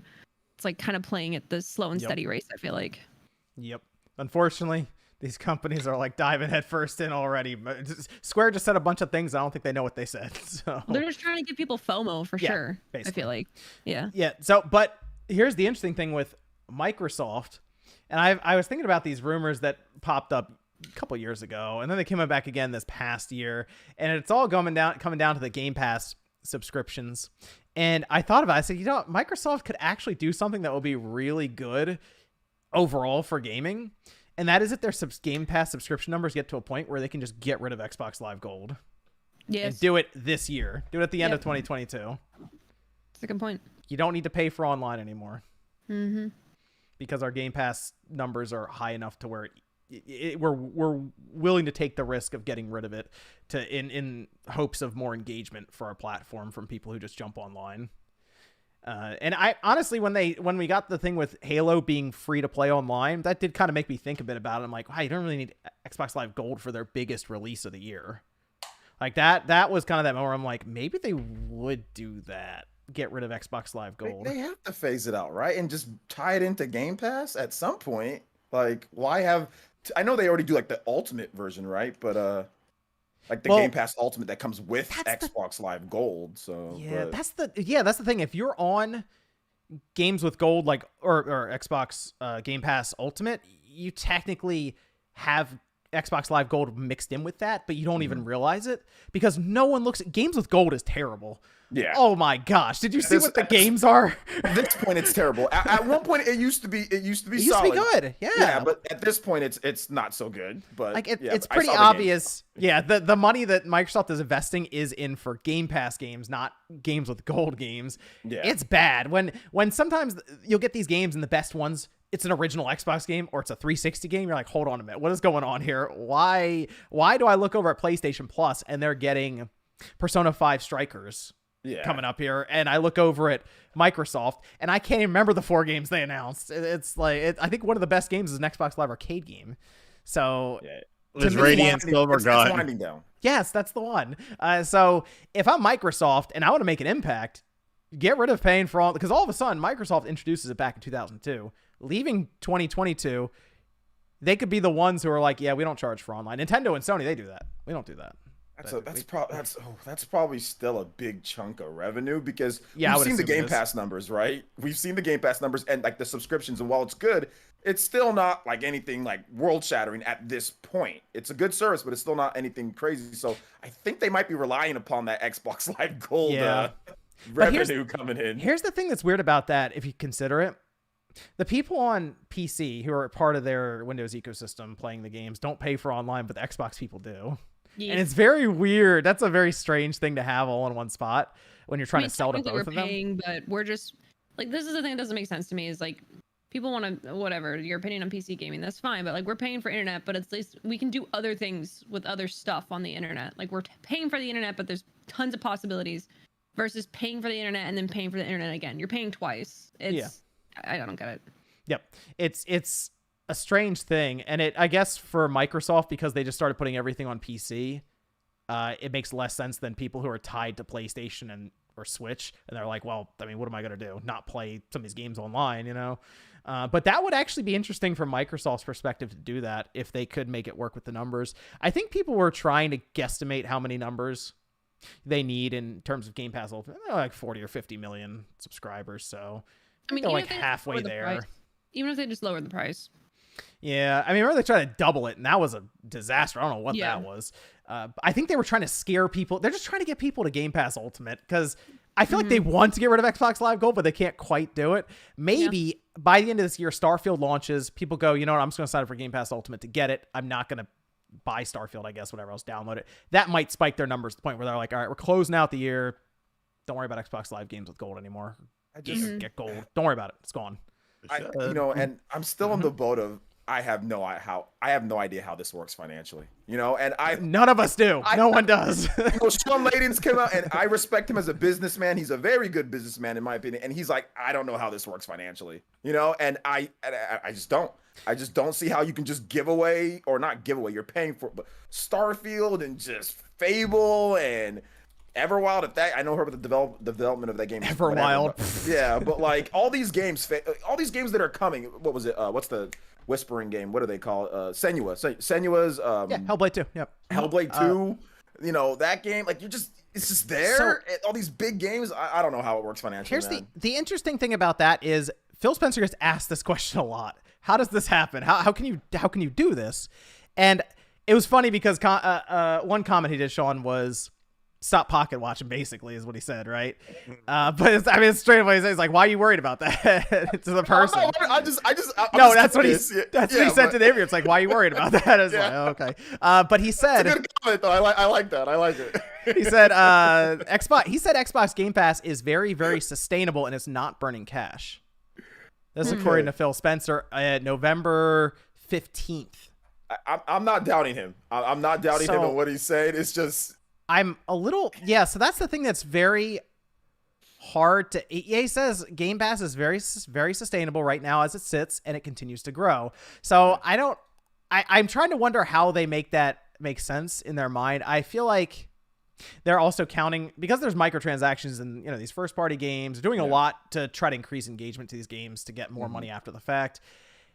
I mean, that maybe they're including that too, or just overall, they're like, Game Pass is bringing more people to the service, and they figured out how to charge PC gamers without PC gamers necessarily realizing they're paying for Xbox Live Gold. Okay, so I don't have Game Pass, but forgive me. So, like, if you get a game on Game Pass, if you make microtransactions in that game, they're making money off of those too, even if percentage? Yeah, it's like the way I look at it, like I'm trying to understand it, is maybe it's not burning cash, but it's still not like at a surplus for them. You ever been to like Costco? Costco's known for having like their $5 rotisserie chickens. They're technically like losing money for every chicken that they sell because it's $5 for a full chicken, but they keep doing it because what they do is they know people are going to go in. It's like in Japan, they have them blocked off because it's like it's so popular, but in the US, they put them towards the back of the store. Right. And so they drive you in knowing that you're going to get the super cheap $5 chicken to feed your entire family, but you're also going to buy other things in the meantime. And that's how they're also going to make profit. So by getting people in with this Game Pass kind of like rotisserie chicken bait, if you're making microtransactions and like the games are free, so therefore you have more surplus to spend elsewhere in other games, maybe that's where they're making up for that loss of profit. So it's smart business. I'm sure there's other things, like it's not that simplified, but like when I think of it, I think of rotisserie chickens.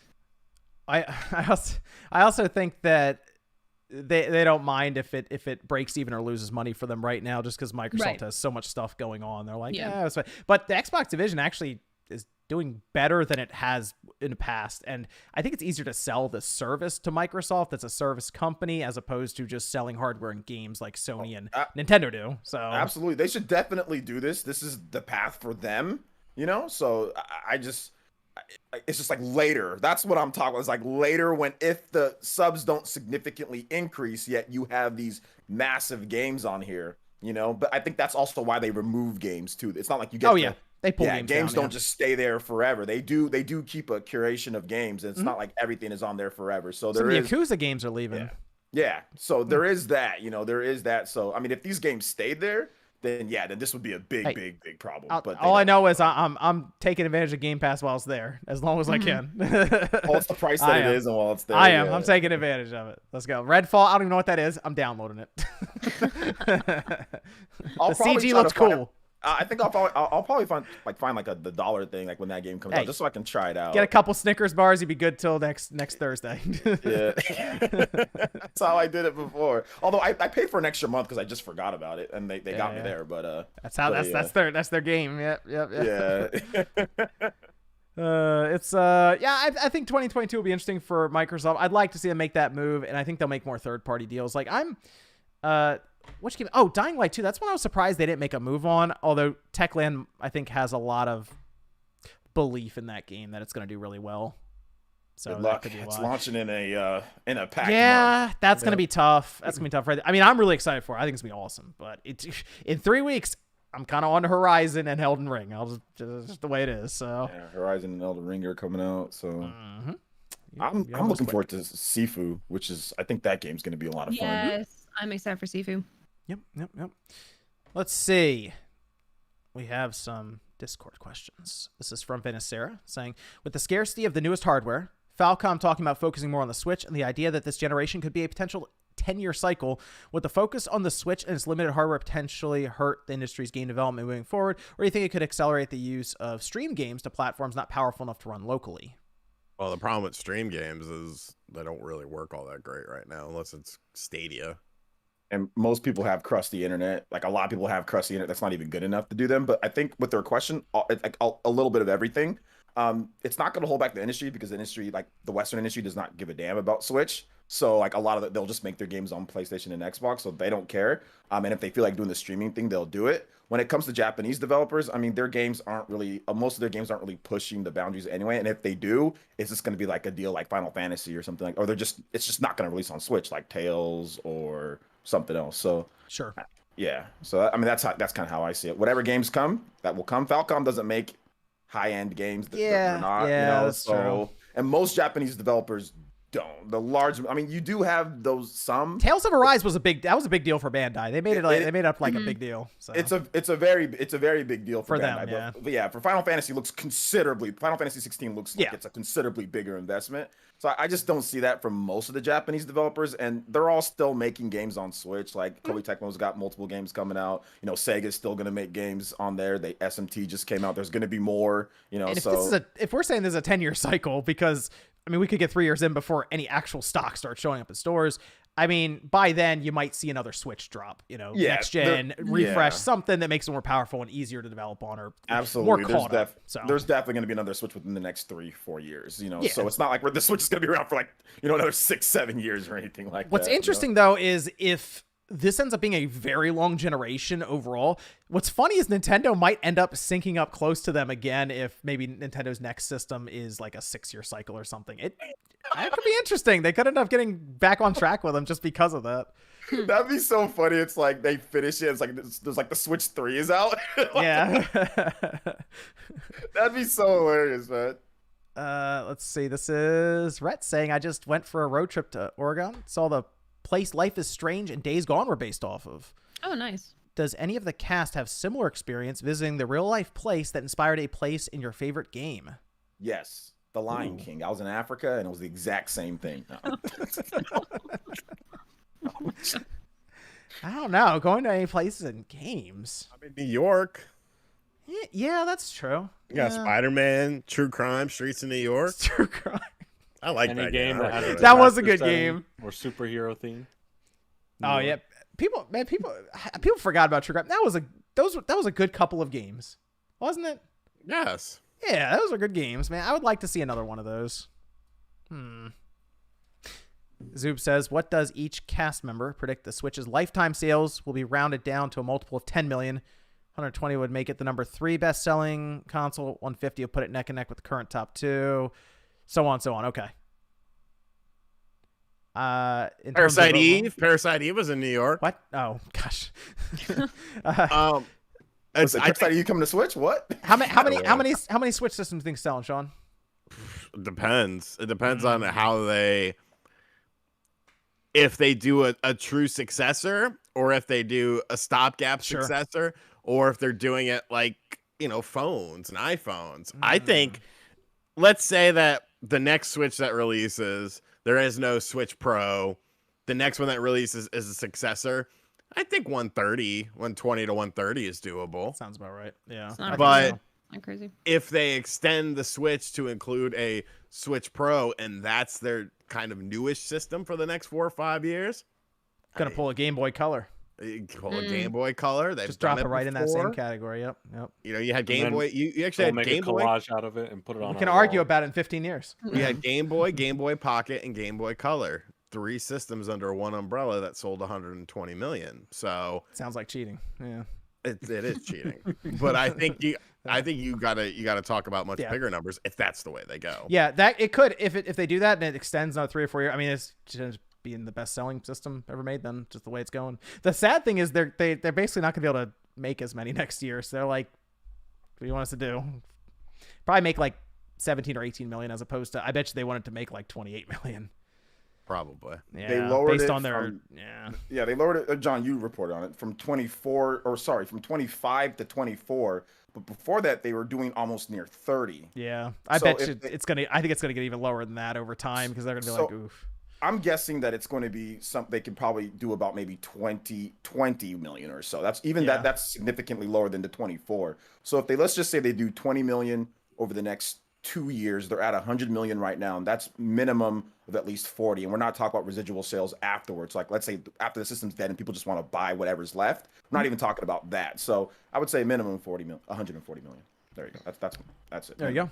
Oh, good. Here we go. Monado Mario says thoughts on the soapbox article from Nintendo Life in defense of Balan Wonderworld. The article is clearly for clickbait, yet surprisingly, there is quite a number of folks who agree with the article. RGT, man. The thing is, I have no problem with them defending Balan Wonderworld. That's fine. I defend shitty video games all the time because I enjoy them. The problem is when this dumbass motherfucker says, I would rather have a new Balan Wonderworld than another Bowser's Fury. Yeah. You just threw any sort of credence that you had in that article, any sort of facts, any sort of resonance that you could have with that article out the fucking shitter. You didn't even throw it out the window. You threw it down the toilet, and then you flushed it down the toilet. The toilet got clogged. You had to take the plunger and plunge it, and then flush it down again. That was the stupidest fucking thing you could have said in that article. And that's the problem that people have with the article. Because you could I defend horrible games like Star Wars Arcade. A lot of people think this game sucks. I think this game is amazing. I will defend this game all day, every day. But I'm not going to say, I would rather have Star Wars Arcade 2 than Legend of Zelda Breath of the Wild 2. Fuck you. No, you're fucking stupid. They should have said that. If they wanted the clicks, that's what they should have said. Right? Yeah, who needs another Breath of the Wild when you can have Balan Wonderworld? Yeah, that was the issue. Nobody was mad that he was defending Balan. I mean, lots of people have defended Balan. Like, you can do that, but like when you just throw in that there and then... When do we start calling it Balan? I'm having a stroke. Balan, whatever. Like, okay. When you start talking about, oh yeah, I'd rather have this, and then you provide no actual reasoning for that, like objective reasoning. That's why I think that's easier to do in an article than it is to do like in a video, because you can't make a video doing that because the game's trash. Like Balan Wonderworld, Balan, whatever you want, it's trash. You can do like there's all sorts of gimmicky, stupid things that you can do to cheese boss fights. It's not challenging. It's not a well-made game. We all know this, but it's easier just to say it in an article and just say that to sound contrarian than it is to actually prove it. And they're never going to prove it or they're never going to attempt to prove it because it's just easier just to say it, you know? So I think that's what the issue was. The article itself was, it was fine, you know, but it was that last part. And like Sean said, it threw away any type of credibility that he might have had because, does this guy like shitty games? I think this guy might like crappy games, you know? he just might like... I just like bad games, but I mean, I didn't have a problem with the article overall. I just thought it was funny. Well, I mean, Jeff actually beat Balan Wonderworld, so we have to check Jeff for that. He disagreed with it. He said the article sucked. Yeah, he commented on it. There you go. Yeah, there you go. He said this. He said I disagree. This is no. And then he talked about. I think he talked about it again on his show. Yeah. On his show. Yeah, he talked about it again on his show. So he. But there were some people that agreed, you know? Should we just turn that into a meme from now on? Like, if any big gaming gets announced, we just say we'd rather have Balan Wonderworld 2 over it? It might as well. Yeah. Just reply with that to every Twitter thread that pops up with it. It could be. But, I mean, I know why Nintendo Life... Okay, the article. They put out a really good article that got them tons of views, was the Balan is the worst, like, Metacritic game. So then, like, once you get all those views, you're like, oh, snap, let's follow up on that now with the let's defend it. So they played, it was the worst game angle with the Metacritic score, and they got tons of views off that. And then they well, plus, like, hey, let's defend it, you know? So it wasn't I feel the business decision was good. So it wasn't one of their normal writers. It was like a freelancer or something, right? Yeah, nobody with sense would write that. Like nobody. I think you want freelance? I'm gonna start freelancing. No, that's what they do. I think a lot of companies go out of their way to find people to freelance shit for them that they would never say, but they can publish it on their website because they know it'll get clicks and shit. Misclicks, if you will. No. Chris. No, they do that. No, it was a freelance. And yeah, you're right about that, because most people that work, I mean, you don't want your credibility shot, because anytime you review a game now, it's like, wait, that's the guy that says Balan Wonderworld's better than... No, I can't trust this dude's opinion, which I don't trust their opinions anyway, because they're all kind of crusty. But like, now it's like really bad now, you know? So they don't want...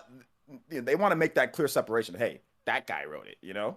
Well, hopefully. I mean, otherwise you're gonna end up with 7 out of 10. Too many puddles or something. Because Chris says, "Did Nintendo Switch cartridges really taste as bad as everyone says?" Asking for scientific reasons. Yes. Originally, they did. I haven't tried that in a long time. It's been years since the first came out that I tried it. Did you tasted one, John? Everyone did. Yeah. I did. What? You never tasted one? No, I did it for $50. I trusted people's reactions. Hey, it tastes like shit. Yeah. I was like, okay. Try it. It tastes terrible. I used to do It has to be the label. Yeah. You just want to do the label because they put like some kind of someone explained it at one point. Some kind of like chemical or something in there that actually like sets off your taste buds, and it's pretty gross. It's the same thing that you have when you have warts, and they put the stuff on the wart so that. Oh no! Excuse me. Your thumbnail. Like if you suck on your thumb, it's the same thing. It's that acetone, I think it is, that they put on there. Okay. Yep. Do it, Click. Try it to make it to where kids don't eat it. You know, how much of a donation for you to lick it's one? a big one. It's a big one. We're talking We're talking at least $20. No, we're talking like no. I'm going high with that. I'm not trying it. $5? Taste the cartridge. Come on, I used to do it for like people. I did it like 5 people. I did it up. for $50. Were you also the guy that people be like, "Yo, I'll give you $20 to eat this freaking ghost pepper," and then you do it? How much? Me or Sean? No, I don't mess with ghost peppers. I would eat a ghost pepper for free if I had one. What? See, this is also why women live longer than men, is because it says do not try. We're not eating cartridges. That's the health secret. Don't eat things. Yep. God. This is for Mr. L says, what's the better holiday themed superhero game? Batman Arkham Origins or Miles Morales? I'm gonna say Miles Morales. I like Miles Morales. I'm gonna say Miles Morales. Yes. Actually, Arkham. If it was wait, that's Origins. That's City. Origins. That's Origins. Okay, That's Origins. Never mind. Origins versus Miles Morales. Yes. Miles One Morales. World. Yeah, Miles Morales. No. I'm sorry. I thought he was saying City for a second. I was say, yo. No, not Rocksteady Batman. Yeah. Oh man, City is one of the greatest games ever made. The only right answer is Balan One World. Sorry. Yes. Rather have that than another Spider-Man. Yeah. Mike says, what games will you prioritize starting at the end of January until the beginning of March 2022 with Pokemon, Arceus, Sifu, Dying Light, Horizon, Elden Ring, Triangle Strategy, etc. It's going to be tough to balance what seems to be so many incoming great games. Nonetheless, it's going to be an awesome but expensive 6 weeks of gaming. Sounds like there's only 2 games I was interested in there. So Pokemon, Dying Light, Horizon, Elden Ring. Actually, all of them. Man, that's going to be tough. Because Sifu might be one I wait on a little bit. But like everything else, yeah, man, that's gonna be tough. Everybody has their taste, so well, plus Sifu isn't going to be like a super long game. We got a physical of that right away, day one. No, I don't know if we. No, I don't see. They're gonna pull the thing they did with Kano where it comes out 3 months later. I'm waiting on that one. Yeah, that's getting a physical. I bet. Yeah, I waited on the Kenna. You know, I waited on that one, so that's coming in the mail. So good. Yeah, I think. Yeah, it's gonna be tough. Okay, so I guess just in order because we have a couple Horizon, Elden Ring. That one's gonna be tough. Triangle Strategy at least at the end of the run. So, that's gonna be. It's all real close. I mean, yeah. Go ahead, Jordan. My bad. No, I was just saying. I'm just playing those 2, Pokemon and Horizon. I'll be good. No Dying Light? No. Oh. Not interested. Interesting. Okay. I'm out of the zombie genre for the most part. Yeah, I'm done with games. Yeah, I'm done with Dying Light. I'm good on that. But yeah, Horizon for sure. I'll get it. I'll probably just get it because it looks hype. I'll probably and Triangle Strategy absolutely for me, 100%. And then Sifu, but yeah, what you said about the physical makes me want to be like, you know, like. I'm a little concerned about that. They're gonna pull that. Yeah, Pokemon definitely getting. It's just so interesting. Pokemon Legends is. I have to play that. I have to play that game. So. This is okay. These are super chats. We'll finish up with these. This is Bronze Player saying doing a Final Fantasy run for 7 through 13 because I've never played them, and the original 7 is ridiculously good. I'd agree. 2007 Gaming says I rolled credits on 17 games in 2021 after 10 years of playing Diablo 3 and WoW. I like beating games now. Also forget Blizzard. Yeah. Yeah. Have I beaten Halo then, Sean? I beat the campaign, and I'm also bronze rank, or I'm also Onyx in multiplayer. You only need to beat the campaign. I beat the multiplayer. I beat the campaign. Okay, well maybe they'll roll out champ and they'll give you a reason to go back to multiplayer. No, I'm still doing multiplayer because they give you a number next to your Onyx, and you now tick that up, but it's not as great as like, oh, my little icon's changing, and I'm level 100 on the battle pass. Everybody's wanting champ back into Halo, so maybe they'll bring that back for you guys so you have a new rank to get to. I'm almost beat the campaign of Halo. John's like, I don't want to go back. No, I want to go back. I just need something to do in it now because I'm just messing people up for fun. Curious. Online co-op probably coming out this year for it.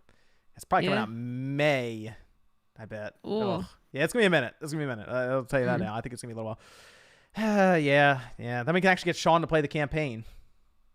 Maybe. But you go to the base. There's 4 spots for loading up weapons. So you I just might be quietly. busy, though, you know. We're gonna be busy. What are you talking about? Could be busy. Watching the Knicks lose. You know, there's lots of Shut stuff. the fuck up. You know what? Fuck the NBA protocols. It's all bullshit. Certain teams get delayed games. Certain teams get special things. If you're LeBron James, they'll do whatever they fucking can to get you back on the court. But no, there's other teams where it's like, go fuck yourselves. It's bullshit. Set him up, I did it. Provoke Sean was like one of my achievement unlocked. Oh man. Yum says, I currently have more handheld consoles than games. How many handheld consoles do you currently have? What is your advice in resell? Yeah, I have a lot of them because all those videos I do for Game Boys where I remake those and the Game Boy Advances and the Switches. Oh man, there's quite a few of them. You don't couple resell Game Gears. The question was, what do you do to resell? Don't resell them. Just make them a no coffee table. I gave one for Christmas to a niece. So there you go. I got rid of one of them. And now I just have like 20 something more. I got a lot of DSs. I used to collect the DS, like the I have a lot of DSs too. That's true. Yeah, the DS models, man. I have a ton of those. I have all the Pokemon ones. I have one DS and a Game Boy Color. Okay. No 3DS? I never No had 3DS? Oh, well, I have the new 3DS, but someone gave it to me as a gift in like 2018, so it's like I didn't really have a handheld. I have a lot of 3DSs too. There's some good games on that 3DS. Yeah. Zelda's very good on there, Click. Yeah, I have that, and then I have a Link Between Samus. Worlds? Link Between Yeah, Worlds? I have those, but I grabbed a Federation whole bunch. Force? No. This is Tyler says, love the charity vid, RGT. Keep up the good work. Thank you. King says, Nintendo will offer OG Golden to online subscribers for Goldeneye. Expansion pack will provide remastered with crossplay on Xbox Online. Oh, you mean like they give you the other game? I don't know. It's weird. I don't know if they're gonna release 2 different games on the. That's gonna be a weird thing. We got to see how that turns out. That's gonna be weird in general. Yeah. Maybe they just drop the ROM and that's it on N64 Online. Yeah, I don't know if they're gonna do. I don't know if their system's even set up to do stuff like that at that point. Because to give you like the full game, they don't give you any actual full games on Nintendo Switch Online plus expansion pack. They give you like DLC, like the Animal Crossing thing, but there are no actual like games that aren't the classic games on there that you get for the expansion pack. So that'd be a new feature. That'd be like a brand new feature if they did that.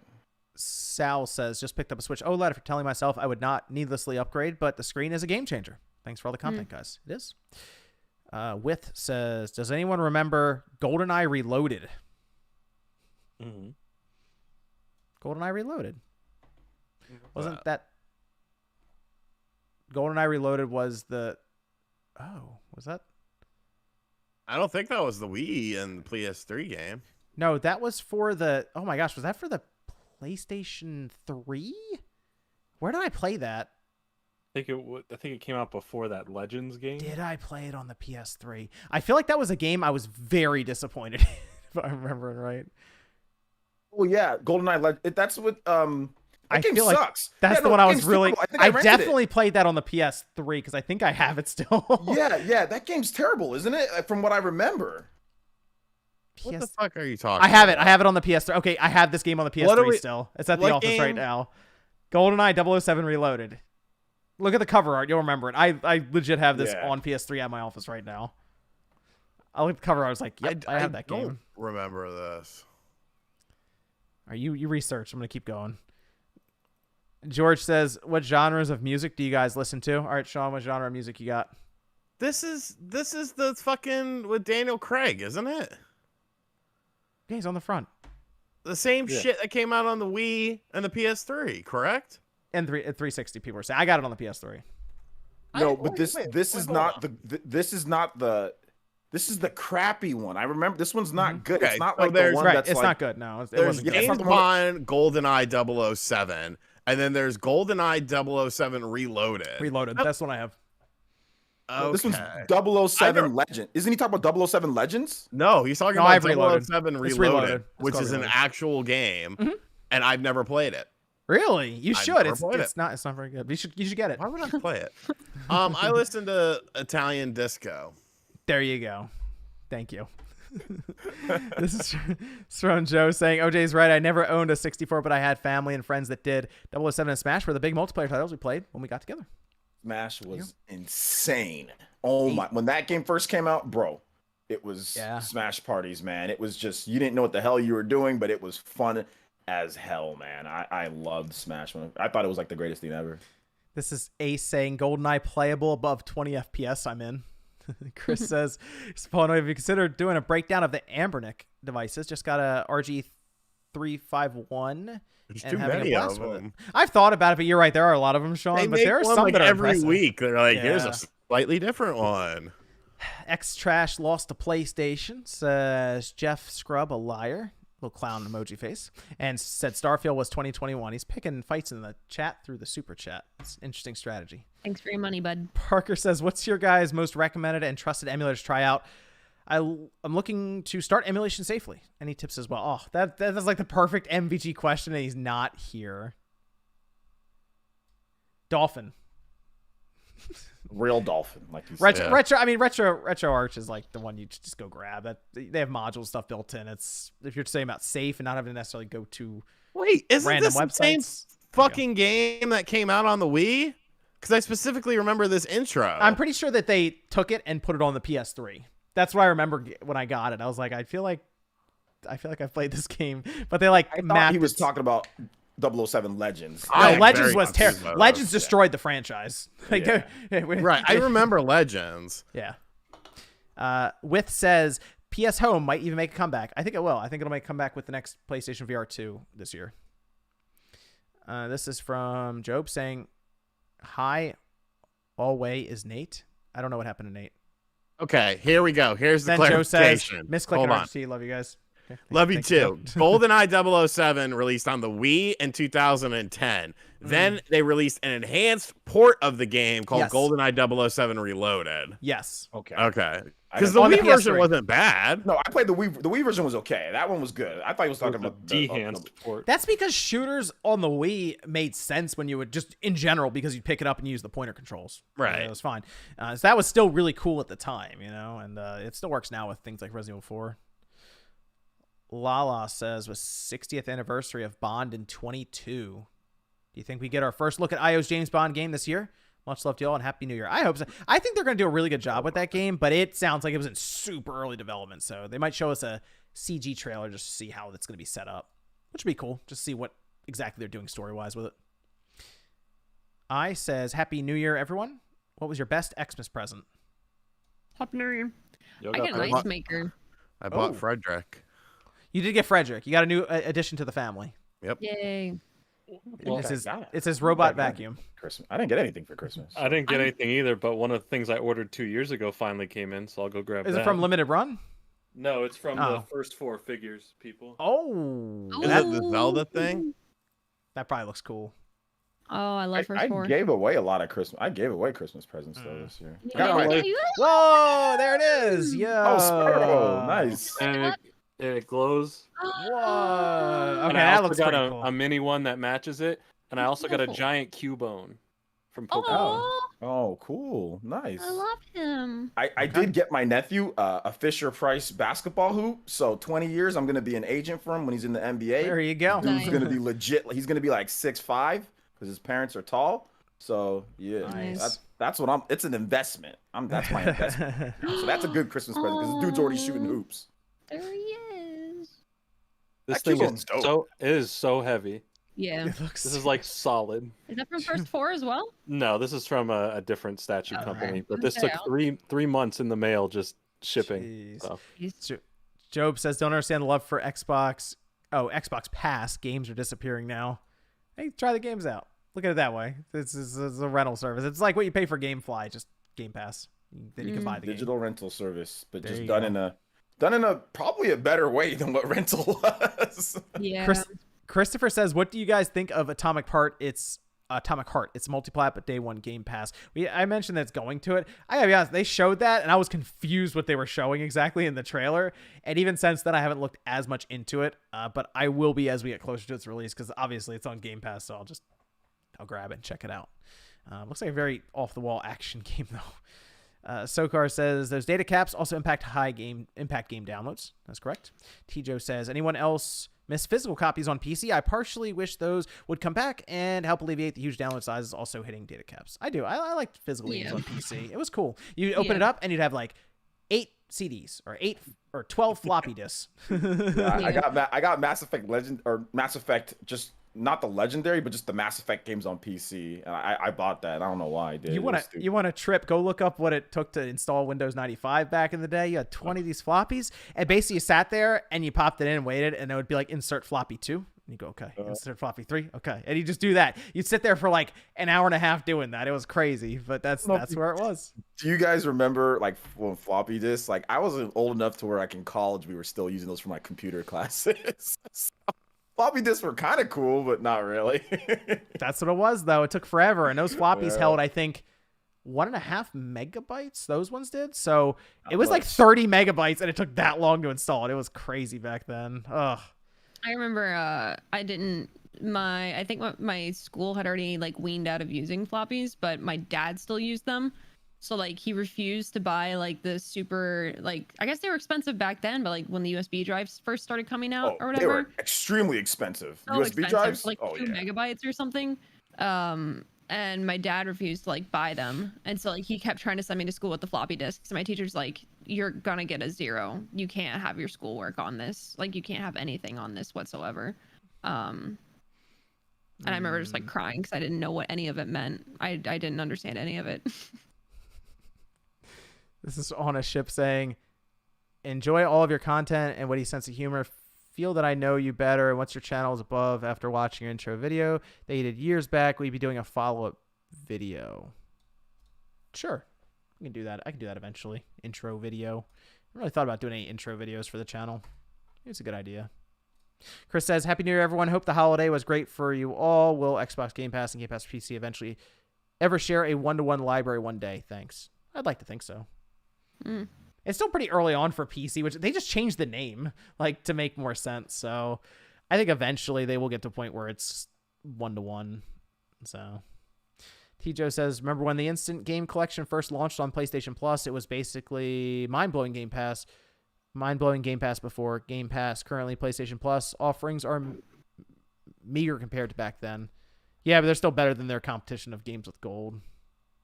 Games with Gold just is terrible. HUD says, with JRPGs coming back into popularity, why hasn't Sega remastered Skies of Arcadia? Now feels like the perfect time. I need it. Could that be way too good? They can't do that for us. No one would buy it. It'd be way too good. Listen, they haven't even done Persona 3 and Persona 4, which those are happening, but they haven't even done it to this point. They skipped the PS3 and the PS4 era with 2 of the greatest JRPGs ever made. You know, I would buy Skies of Arcadia. I would buy it, Sean. Yeah, and those games did better than Skies, you know sales-wise. You know what I mean. Yeah, I know. No one. You're probably right. It would underperform, and they'd be like, "See." So. No, they're gonna do it. One of these days, we will get Skies of Arcadia. One of these days, we will. I would be okay if they just ported it, or just like did a little tiny remaster thing, like we saw with Star Ocean randomly getting it. Like, just do that. Just do like a little remaster. Just put it on the Switch, the Xbox. Put it everywhere you can, so it sells enough copies. Where they're like, oh wow. They are so salty. They are so salty that game didn't sell. Yeah, I know. They're still salty that game didn't sell because it was supposed to be like the big thing for Dreamcast. And like, okay, well here it is for GameCube. That game was canceled for the PS2. There was going to be a PS2 version. They canceled it. So they're still salty that game didn't do well. Man. You know, we're in a world of Platinum doing Kickstarters. You know what, Sega, go do a Kickstarter. Go ahead, just throw it out there. Bro, Skies of Arcadia. If they did. I don't do Kickstarters anymore after Bloodstained, but that one I will do. Yeah, go ahead. Just do it. Go ahead. This is Don saying, I heard OJ plays Nintendo Switch Online exclusively on Hotspot. That's an inside joke, and yeah, I'm not talking about it. On a ship says, do each of you think that I should continue to hold out for the Series X, or just go ahead and get the Series S? For your thanks for your opinions. Happy New Year. I tell people hold out for a Series X because you have the physical option, and there have been some pretty good sales over the holiday, which means probably as we go along there will be better and better ones. And it's just a better system overall. But I get people who just don't care about 4K, and they're like, Series S is fine as a Game Pass machine. I wouldn't buy a Series S, so no, yeah, I like that. I would say get the Series X, but that's also coming from someone who's like, I need that 100 some odd frames and Halo and like 4K and all this stuff. You're probably gonna end up getting one later. You'll end up probably just upgrading to the Series X. So if you don't mind, just for something in the meantime, stopgap, then yeah, go ahead and pick it up. But eventually, you're gonna want that series. Once you get a taste of Series S and you get a taste of like next gen or whatever, you're gonna want that next step. You're definitely gonna want it. Especially when they start getting bigger, the gap between like what you get, between the like the systems and what the developers start doing stuff, like even where it makes the gap even wider, you're gonna want it. Like I got a Series X, and if you got an OLED TV, bro, or if you got like the Series S just doesn't do it as much justice as having a Series X. Still Alive says, what's each of your all-time favorite racing game that's not Mario Kart? It's got a bunch of PS2 racing games. I would say Need for Speed Underground 2. Does it have to be on PS2? No, to be a car racing game? Any racing game you like. Oh, that's a good one. Why are you going to say Kirby Air Ride Click? No, I was going to say 1080 Avalanche. Okay. Yeah, 1080 was dope. Like Wave Race was really cool. I loved Wave Race. Wave Race. Yeah, Wave Race was really cool. Well, Blue Storm, right? Both of them. The 64 one, Blue Storm's better. Yeah. But Wave Race at first, like those water physics, when I first saw that, like back in the day, I thought that was incredible. But yeah, Blue Storm's really good. Fish, even in the GameCube. Fish fan says, RGT, any good Gmod holiday eats? Was I on? Yeah, well, we did a scripted thing. Yeah, she made some really good fried shrimp, which is usually outside of her area of expertise. But at Christmas, we had ham, roast, potatoes, green beans, pies, cookies, a bunch of good shit. Truly Epic says, been watching this Spawncast while my car was stuck in heavy snow. After 2 hours, I'm out. Y'all helped me not get bored while I was waiting for help. Well, I'm glad they found you. Jeez. Yeah. I'm glad you're okay. Yeah, seriously. Tijo says, I'm not sure why we focus so much on Japan sales, but it being dominated by Nintendo isn't a good thing in my opinion. It means less smaller Japanese games on PlayStation. Well, I mean, they shut them down anyway. Well, so that's Sony's fault for that. I mean, it's not about focusing. It's the fact that they give numbers. Nobody in the world gives numbers outside of Japan. They're honest with everyone, so it's like people are going to report on it because they actually give the numbers. Yeah. So and it's still one of the biggest markets in the world. I think it's the second or third when it comes to like console games. So that's also why it's a big focus as well. But if it is what it is, man. Brent says, I know this is late, but we just had the last Craig Bond film. They probably waited till he was done, so they could keep Brosnan in the game. Nah, they wanted him dinner. Hey, if they actually show up with Goldeneye 007 from the 64 and it looks like it's supposed to, that's gonna be pretty impressive. And the funny thing is, like, you only see Pierce Brosnan's face like a couple times for like a split second. But he's right there on the front on the cover though. That's the thing. It's like that's iconic. Have that there. Yeah, I know. Banana says Elden Ring is the only game I need in 2022. There you go. Spyro says, out of all the games I got for Christmas, I can't stop playing Kena. So many good things I can say about this game. Let's see. Rich says, haven't been able to catch live lately, but always watch during it through the week. Cheers. And this is from Doe saying, I just got a 3080 Ti. What CPU do you guys recommend? I'm more favorable towards the Ryzen line right now, just because of the working in Premiere and all of this. But Intel's supposed to be coming up with some new CPUs, and actually Intel's going to be coming up with some video cards, I think, in a year or so, and that'll be interesting to see. But I'm leaning more towards the Ryzen line for me personally, but you might want to look up some gaming benchmarks with Intel and some of their latest chips just to see. Yeah, you'd have to look at newer ones because they were pretty close for a while. I have one Ryzen and one Intel, and they perform comparably the same. We have Wave, no messages there. Gary says it's definitely the end of physical media for gaming. Hopefully companies will release a gold edition of their games. Well, vinyl made a comeback. There you go. Let me go around here as we finish up with the last few. Click, where can everyone find you? Yeah, thanks for having me. You can find me here as Miss Click Gaming. I'm actually coming out with a couple new channels for the new year. So if you want to catch older Let's Plays and streams, you'll be able to find the new channel for that. I'll have those announced on social media. And then there'll also be the Clips channel rolling out. So make sure you keep your eyes out on social media for those. Other than that, you'll be able to catch all my live content on Twitch still, at twitch.tv/missclick_live, where I'm live almost every day. And then other than that, Twitter and Instagram as Missclick. Shinru says, Halo Infinite is so much fun. Thanks, John, for recommending it, though I'll be honest, it's hard for me to play Combat Evolved. Game feels way too slow. No sprint. How do you tolerate that? It's a different time back then. It's still classic, though. It's classic. Click still needs to play that, by the way. Oh, well, yeah, like if you check out Twitch and stuff for Halo, I'm starting it this coming week. So awesome. Yeah. Joshua says, have you guys ever been to a Round 1? Has bowling, karaoke, and pool? Lots of Japanese games there. You can check the Round 1 website. Yeah, I've I've heard of One them. before. I've never been there. I think I've been to one. Sean, where can everyone find you? You can find me on RGT85.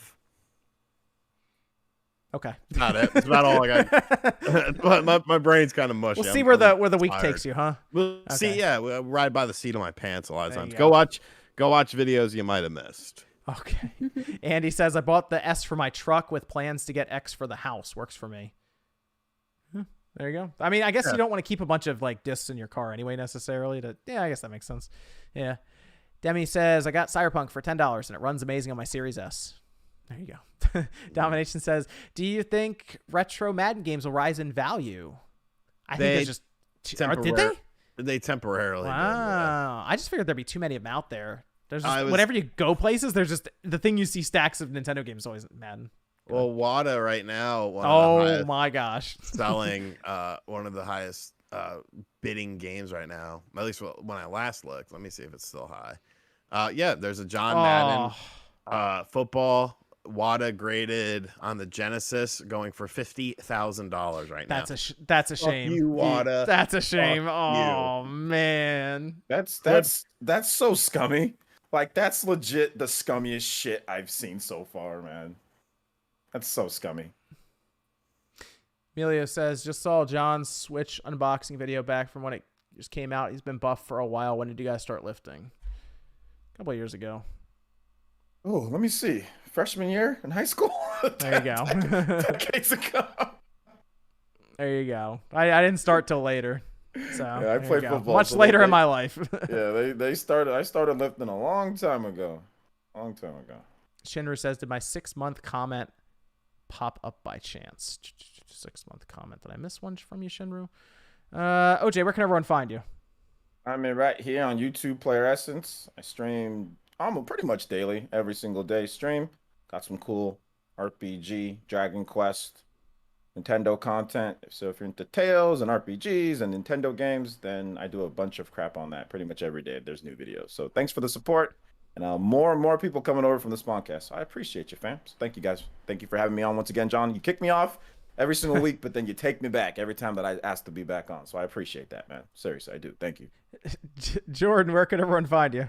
You can find me on my channel, Jordan Fringe. I haven't made any content this past week because I just did 25 days of straight content, all in December, and the final video it was a fun video with Scott the Waz. So if you want to check any of those out, I'll be back with content soon. We're very close to now hitting 200,000 on the channel. So Yay. very thankful for all the support. I appreciate all of you, and Happy New Year. Thanks for having me on.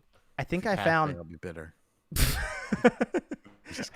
I think I found Shinru's comment. Christmas memory of mine. Wanted DDR Mario Mix as a kid. Mom had said it was for my cousin. Oh, Christmas Day opened my gift. Screamed from excitement. Yeah, dude. Dance Dance That's Revolution cool. Mario Mix. Let's go. Good stuff. That's awesome.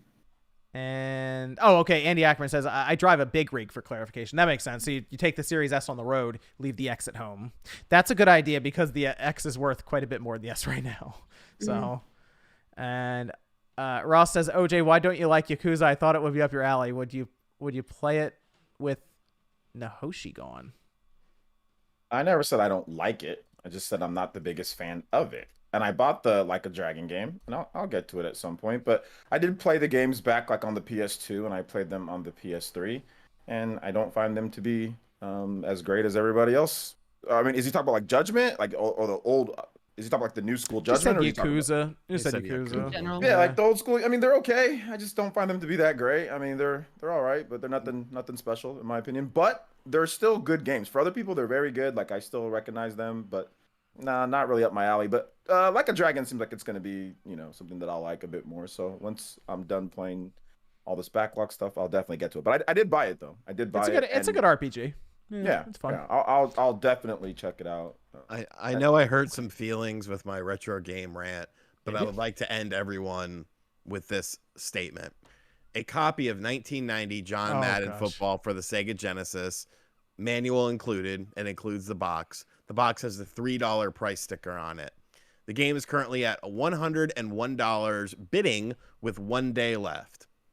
That's why the retro gaming community has gone to shit. That's just on eBay? That's on eBay. It's currently at $101 with 1 day left on bidding. So it's going to go higher than that. A John Madden football for the Sega fucking Genesis is going to sell for over $100, probably double that price. And that, my friends, is everything that is wrong with the collecting aspect in a nutshell. Thank you. And God bless. Okay. Well, thanks everyone for joining us for the Spawncast tonight. We'll see you guys next Sunday, hopefully with everyone else with us, as well as we got to get back to things after the holidays. We'll see you guys.